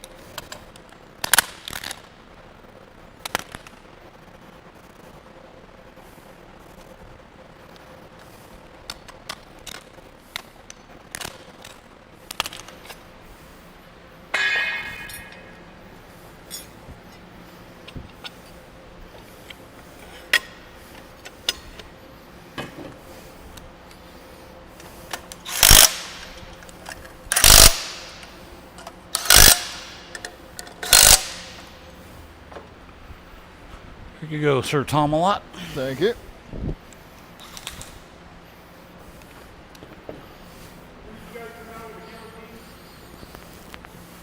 Engineering and marketing.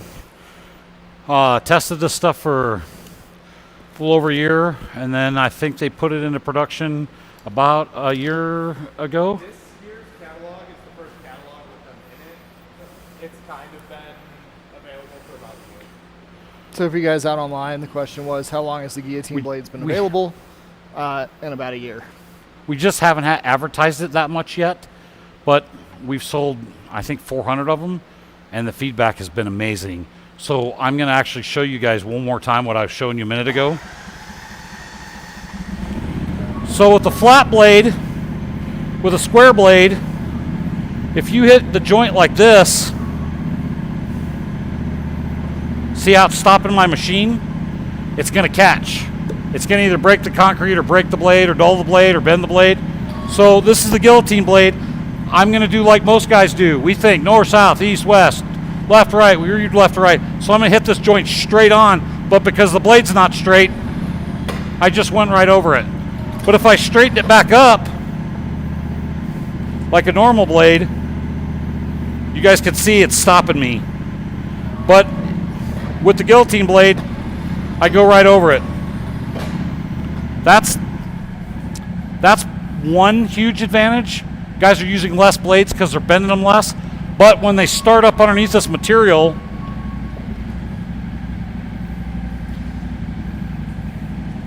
another advantage, novice operators, for you guys on your crew, they're going to bend less so a standard blades. blade would be really flat, right? So I'd have to hit the whole edge and come up with it. But with this, I'm actually starting with one point. So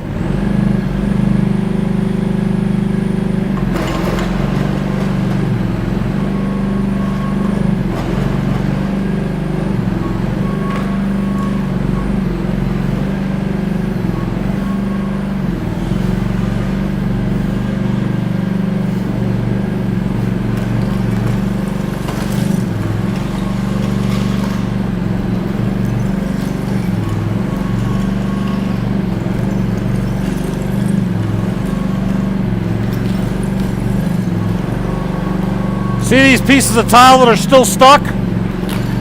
Not anymore.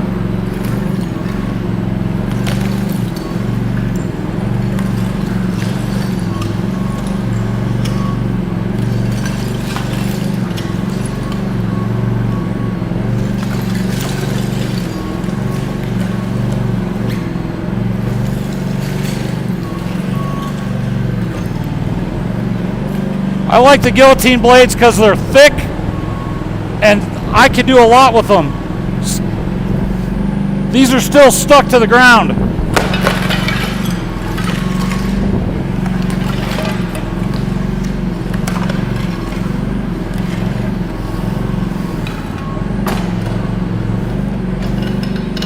There's some thin set over here, you guys. Watch what this blade will do to the thin set.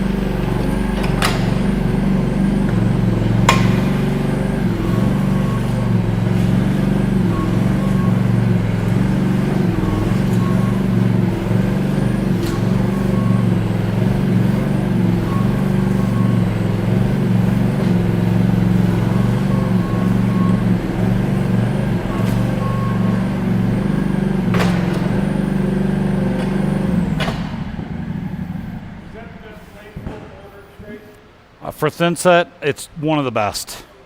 It's thick enough for it, and we didn't get into it and we're running out of time, but typically if you remove tile or if somebody's removed it and you came in and you need to do some re-scraping, typically with thin set, if you wet it down with like a pump up sprayer with just water, let it sit for about 30 minutes, it softens it up, unless it's an epoxy thin set. But that don't run into that very often. This is the most common. I wet it down. It does a couple things. I'm not flooding the floor. I'm just dampening it real good and let it stand wet for about 30 minutes. Keeps my dust down, and it softens it up so it speeds up so I can go full speed instead of just, trying to stay at, trying to scrape it. My blade doesn't have to be as sharp, so I don't have to keep my blade as sharp. If you wet it down, that's a great trick that I've been teaching for quite a while. I actually have a whole video that you guys can link on that kind of talks about the best ways to take up thin set.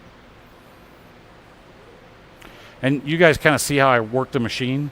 Time's money. Go, go, go, go. I see lots of guys trying to steer and stay in straight lines with their carpet or whatever. Nobody cares. Just get it off the floor. So I call it go like hell. I just go like hell all nonstop because I've got to get this done. And just go, go, go, go as fast as you can. It doesn't matter if it's a straight line, and if I missed one little piece, I can always go back and get it later. And like those little pieces of tile I missed, I had to put the tile box on there, and I'm going to scrape all this into a big pile, but if I'd missed a piece, the tile box would have knocked it off. So I don't have to go back and hit that one little piece or try to catch that one little piece in a straight line, because I'm going to get it on the cleanup anyway. All right, you guys got questions? Nope. Chat questions? Nope. I think that's it. Do we run out of time? Oh, yeah, we're over. Tom, you're the man. You're the man, Dave. No, Tom's the man. Thank you guys for coming in person. Obviously, we got another session this afternoon, but which is an open session, so we can do anything with any equipment that you guys want to spend more time on, hands-on. You can chat in, request if you want to talk about more equipment, you want to see it run, you want to ask more questions. Please join us this afternoon. But really, I know your time's valuable, all of y'all. I know how everybody's busy. The world has gone crazy busy, and you still took time to join us, and that means a lot.